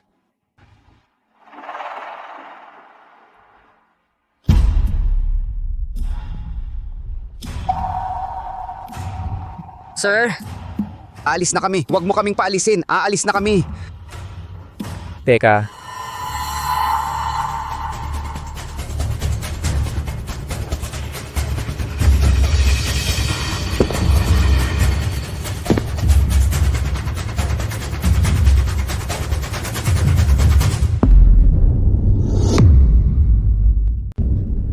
Nakita kong may kasama kang bata sa paglalakbay mo. Ang layo na ng nilakbay ninyo. Malamang nagugutom na kayo. Kumain muna kayo para may laman. Sige, tanggapin mo na.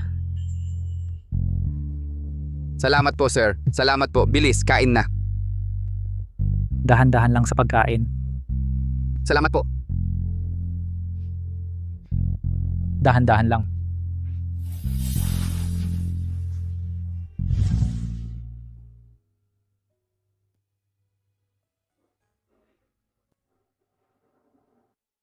Ayos na.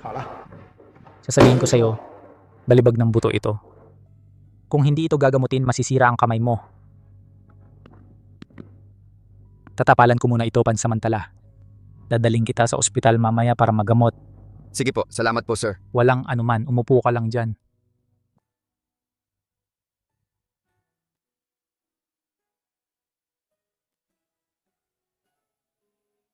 Hoy, mabait si Sir Wang.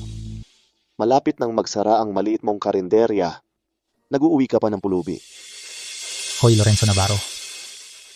Kung hindi ka marunong magsalita, manahimik ka na lang. Walang mag-aakalang pipi ka. Ano bang pakialam mo? Kung wala ka talagang magawa, halika rito. Punasan mo ang sahig.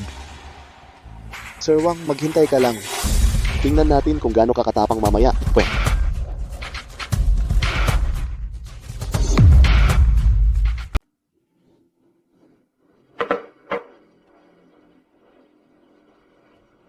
Sir Wang, ayaw na ako. Hoy Jake, maganda naman ang ginagawa mo. Bakit ka ayaw? Ayaw ko nang magluto ng mga pangkaraniwang ulam. Gusto kong sumali sa pambansang paligsahan ng mga chef, maging katulad ni Paulo Santos. Dito sa'yo, wala akong natututunan. Hindi basta-basta ang mga pangkaraniwang ulam. Ano ba ang alam mo? Si Paulo Santos hindi gumagawa ng ganitong mga putahe. Wala akong pakialam. Basta, gusto kong matuto ng mas masasarap na mga recipe at mas advanced na pamamaraan ng pagluluto. Mataas ang pangarap, mababa naman ang kakayahan. Ang mga pangkaraniwang ulam na yan na hinahamak mo ang siyang pinakamabisang magpapaunlad ng galing mo. Tumahimik ka. Ano bang alam mo, batang hamak ka? Sige, lumayo ka. Jake, pakiusap ko sa'yo. Ngayong araw, ang mga pinuno ng kapisanan ng mga chef ay darating para kumain. Dumating sila para sa adobo natin. Kung mabibigo sila, hindi na magpapatuloy ang tindahan ko. Ngayong araw, tulungan mo ako kahit anong mangyari. Dodoblihin ko ang sahod mo. Ang sahod na inaalok ni Sir Lorenzo ay triple ng sahod mo. Hindi na ako pwedeng manatili. Si Lorenzo Navarro pala ang may pakana. Pero kung lilipat ka man, pangpamilya lang ang mga luto mong kayang gawin. Iba yun. Sa restaurant ni Sir Lorenzo, may chef na pang-8 sa national competition. Kapag nakasama ko siya, marami talaga akong matututunan. Ikaw talaga, Jake Martin. Noong wala kang mapuntahan, si Sir Wang ang nag-ampon sa'yo. Tinuruan ka ng kanyang kakayahan. Ngayon, ganito ka ba magpasalamat? Wala akong oras makipagtalo sa inyo. Tao'y laging nagsusumikap umangat, iyon ang natural. Kahit ang sarili kong magulang, hindi dapat humadlang sa landas ko.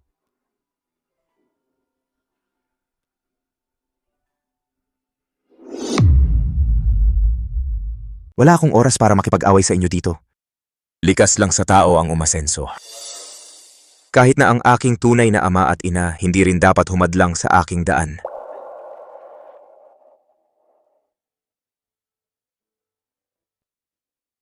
Sir, darating na ang pinuno sa loob ng 1 oras, pero umalis ang aming chef. Ano na ang gagawin natin? Iniligtas ni Sir Wang ang aking ama at ako. Hindi ko maaaring hayaan lang. Sir, marunong akong magluto. Maaari kitang tulungan.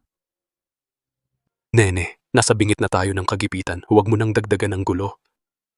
Ang darating ngayon ay isang napakahalagang tao. Hindi pwedeng basta-basta lang ang lutuin para sa kanya.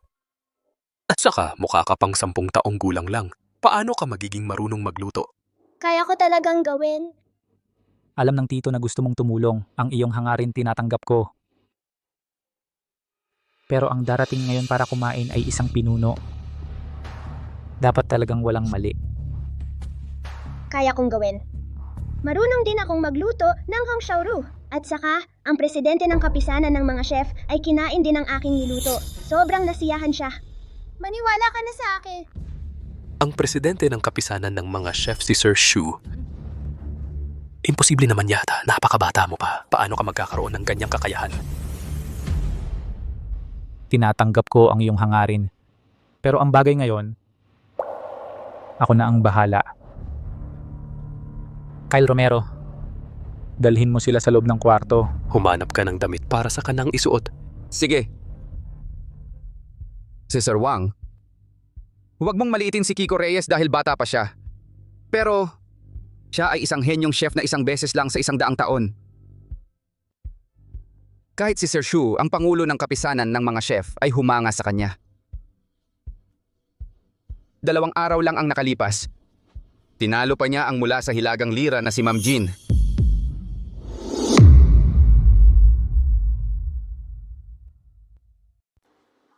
Sir Wang, ganun pa rin ang dati. Isang plato ng specialty na braised pork, isang plato ng cold appetizer, tapos 2 kanin at isang bote ng beer. Sige, lulutuin ko na agad para sa inyo. Hoy, teka mali, sir. Bakit ikaw ang magluluto? Nasaan si Jake Marquez? Ako kasi, grabe ang craving ko sa luto niya. Yung braised pork na ito. Natutunaw agad sa bibig. Mataba pero hindi nakakaumay. Kaya kong ubusin ang 2 kanin. Umalis na siya, hindi na siya nagtatrabaho dito. Ha? Umalis na? Ay, sayang naman talaga. Okay lang. Magaling din naman akong magluto. Ipapakita ko ang galing ko. Umupo muna kayo, ilalabas ko na agad. Sino silang 2? Bakit ngayon ko lang sila nakita? Kawawa naman sila. Kakarating lang mula sa ibang lugar. May problema silang kinakaharap, wala pa silang mapupuntahan ngayon, kaya dinala ko sila dito sa tindahan namin. Ay, napakabait talaga ni Sir Wang. Kawawa talaga ang mag-ama. Bata, halika, sumama ka sa mesa ko. Anong gusto mong kainin? Ako ang bahala, ako ang taya. Sir? Ay, 5 order ng braised pork sa harapan. Sa kusina, ang dami pang order na nakapila. Hindi ko kaya mag-isa. Huwag kang mag-alala, tutulong ako. Umupo ka muna. Babalikan kita. Tatay, huwag kang mag-alala. Kumain ka muna. Ang iba, ako na ang bahala.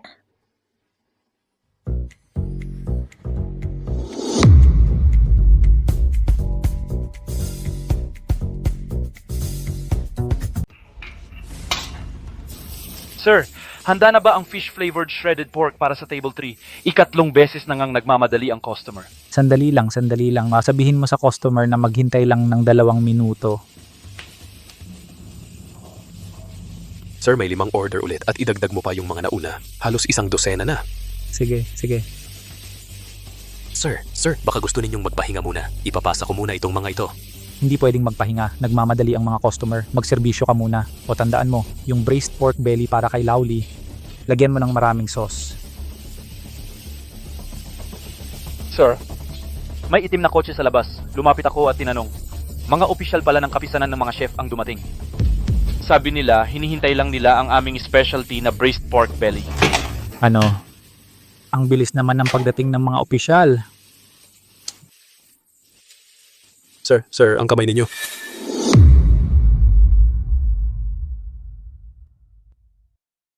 Sir po, ang kamay ninyo. Kapag nagkakagulo, lalong nagkakamali.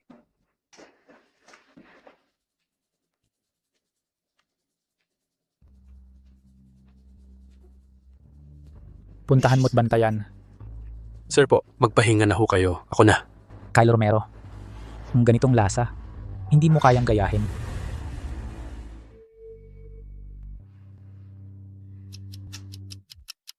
Ako na. Oh, sige na. Anong oras na? Nanggugulo ka pa. Hindi ito laro-laro. Baka ka pa masaktan. Maglaro ka na lang dyan. Hindi ako nagbibiro. Marunong talaga akong magluto. Ikaw naman. Sige na, sige. Sir po, tinatanong ka ni sir kung nasaan ka. Sabi pa kung ganyan ang pagtrato mo sa kanya, aalis na raw siya.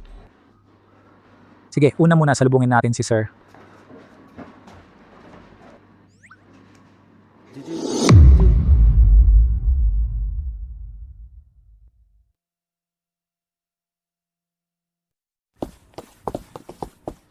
Patrick Villanueva.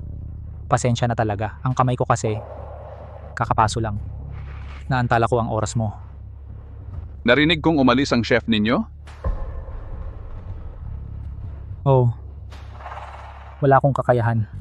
Hindi ko napigilang umalis sila. Paumanhin. Ako'y humihingi ng paumanhin. Huwag na kailanganin ng paumanhin. Ang adobong baboy ng angkanwang, natikman ko na yan ilang taon na ang nakalipas. Hindi ko malilimutan ang sarap, kaya't espesyal akong humingi ng pahintulot sa Pangulo ng Kapisanan ng mga chef. Para dito, ngayon at tikman. Kung kaya mo pang gawin ang lasa noon, hindi lang maglalagay ng pondo ang Chin Group. Kami sa Kapisanan ng mga chef ay buong suportang tutulong sa iyo. Totoo ba? Pero kung mapahiya ang pangalan at kami ng mga pinuno ng kapisanan ay masayang lang ang paghihintay. Lahat ng pakikipag-ugnayan ng kapisanan ng mga chef ay ilalagay ka sa blacklist.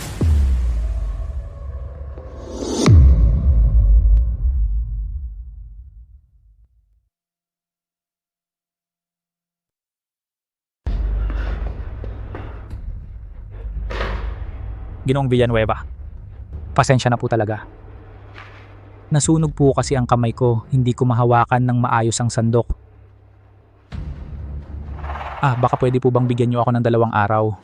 Makakaasa po kayo pagkatapos ng 2 araw gagawin ko ang tunay na version nito. Ang oras ko po ay hindi para hintayin kayo. Galing pa po ako sa kabisera, halos kalahating araw ang biyahe. Nag-antay pa ako para sa pagkain, tapos halos kalahating oras pa. Ngayon sasabihin niyong hindi niyo magagawa? May food tasting event pa po kayo mamayang hapon. Masasayang ang schedule. Mahihirapan tayong magpaliwanag sa asosasyon. Kaya ko po. Kahit kaliwang kamay lang ang gamitin ko, gagawin ko pa rin ang putahing ito. Hindi po sir, hindi na po dapat masugatan pa ang kamay nyo. Kyle, wala na po tayong magagawa ngayon.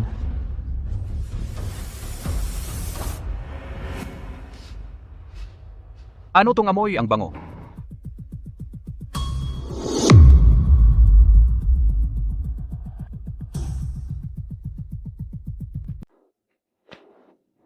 Patrick Villanueva, sa wakas, nakita rin kita. Narinig ko ang pagdating ninyo. Sinadya kong ipaghanda ang kusina ng aming pangunahing putahe, ang adobo. May mga taong sa pagluluto lang, nasusugatan pa ang kamay. Kaya naman kayo ay naiwan dito. Naghihintay ng walang ginagawa. Nakakahiya talaga para sa isang chef. Ginoong Liu, Anong ibig mong sabihin? wala namang ibig sabihin. Ayoko lang sa pagmamadali mo. Pinaghintay mo ng matagal si Patrick Villanueva. Patrick Villanueva, ang chef ko ay pang-8 sa pambansang paligsahan. Ang adobo na ginagawa niya ay siguradong mas tunay kaysa dito sa maliit na restaurant na ito. Kung gusto ninyo, lumipat na lang kayo sa akin. Nakahanda na ang pribadong kwarto para sa inyo. Huwag na. Yung amoy galing sa kusina. Imposible. Yung mga chef nila ay lumipat na sa akin. Paano magkakaroon ng magaling na chef? Kung meron o wala, tignan natin. Bossing, napakasarap talaga ng adobong ito. Yung taba hindi nakakaumay, yung laman hindi tuyot. Makakaubos ako ng 3 tasang kanin dito. 30 taon na akong nabubuhay, ngunit hindi pa ako nakakakain ng masarap na adobo na ganito.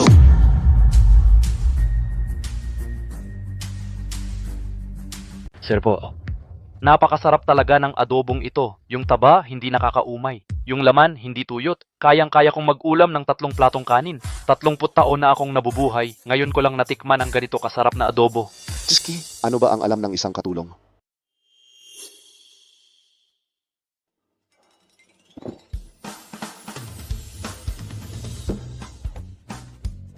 Ito ay talagang ginawa mo. Opo. Patrick Villanueva, huwag kang magpapaloko sa kanya. Ang batang ito at ang kanyang ama, sila ay mga pinakuha ni Sir Wang. Paano makakapagluto ang isang batang pulubi? Ito ay tiyak na nagsisinungaling ang batang ito. Ang ulam na ito, huwag nang kainin. Patrick Villanueva, huwag muna kayong kumain. Paano kung magkasakit kayo? Pag nagalit si Sir Shu, hindi ko kayang panagutan iyon. Kain na po kayo, ako ang mananagot. Ikaw ang mananagot? Ano bang kaya mong panagutan? Isang batang pulubi ka lang. Paano kung magkasakit si Patrick Villanueva? Kulang pa ang buhay mo para bayaran iyon. Hindi magsisinungaling ang amoy. Susubukan kong tikman kung gaano kasarap ang adobong ito.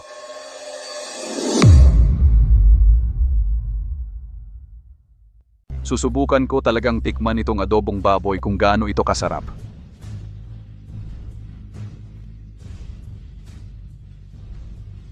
Ay naku, ay naku, ay naku. Ang sarap. Mas masarap pa ito kaysa sa amoy na naaalala ko. Ang lasa ng alak ay sumingaw sa karne. Ang salted plum ay nagtanggal ng katabaan nang hindi nangingibabaw. Sakto ang pagkakaluto kaya malambot ang karne pero hindi hilaw. Ang galing mo! Ay parang kay Paulo Santos na. Imposible. Isang pulubi lang siya. Paano siya marunong magluto? Nene, saan mo natutunan ang galing mong ito? Sa murang edad, may ganito ka ng talino. Malayo ang mararating mo sa hinaharap.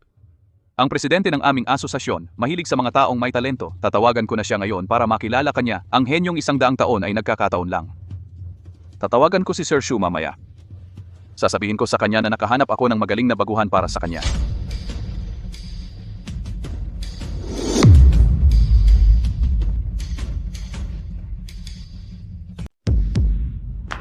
Kiko, nawawala kayo nitong mga nakaraang araw, natakot ng husto kami ni Juan Reyes. Kiko, ayos ka lang ba?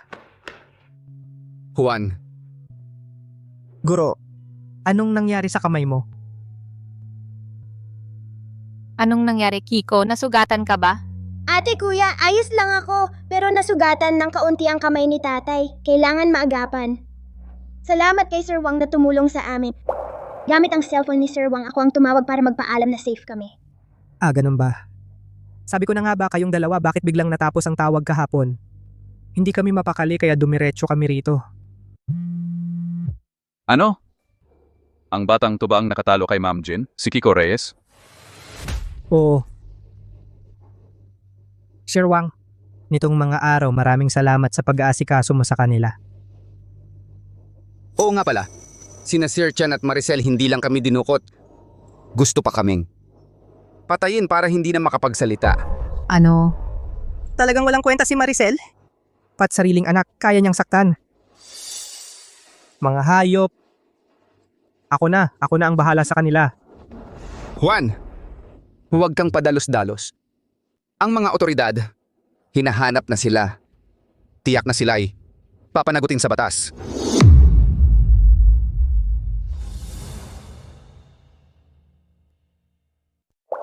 Ginang Paulo Santos, okay ka lang ba? Ano ba nangyayari sa akin? Hindi ba ako namatay sa pagsabog ng gas tank? At saka nakapasok ako sa isang katawan ng batang babae. Ginang Paulo Santos, panaginip mo lang ito. Panaginip ba ito? Ang totoo naman ito. Pupunta ako sa isang lugar. Ginang Paulo Santos, ingatan mo ang iyong kalusugan. Ang aming restaurant, hindi kayang buhayin ang mga tulad ninyo na kumakain at umiinom ng libre. Pakikinggan ninyo ako. Kung hindi kayo aalis ngayon, ako ay... Asawa. Tumahimik ka na lang. Ang aking guro at si Kiko Reyes wala na silang mapupuntahan ngayon. Kung paalisin mo sila, hindi ba't pinapatay mo sila? Juan Reyes, ang aming restaurant ay malapit ng magbangkarote. Kami mismo ay nahihirapan na. Sino ang makakapagbuhay sa kanila? Huwag kang magalit, huwag kang mag-alala. Ang Paulo Santos Group ay hindi hahayaang magbangkarote kayo. Kumusta? Ako si Paulo Santos.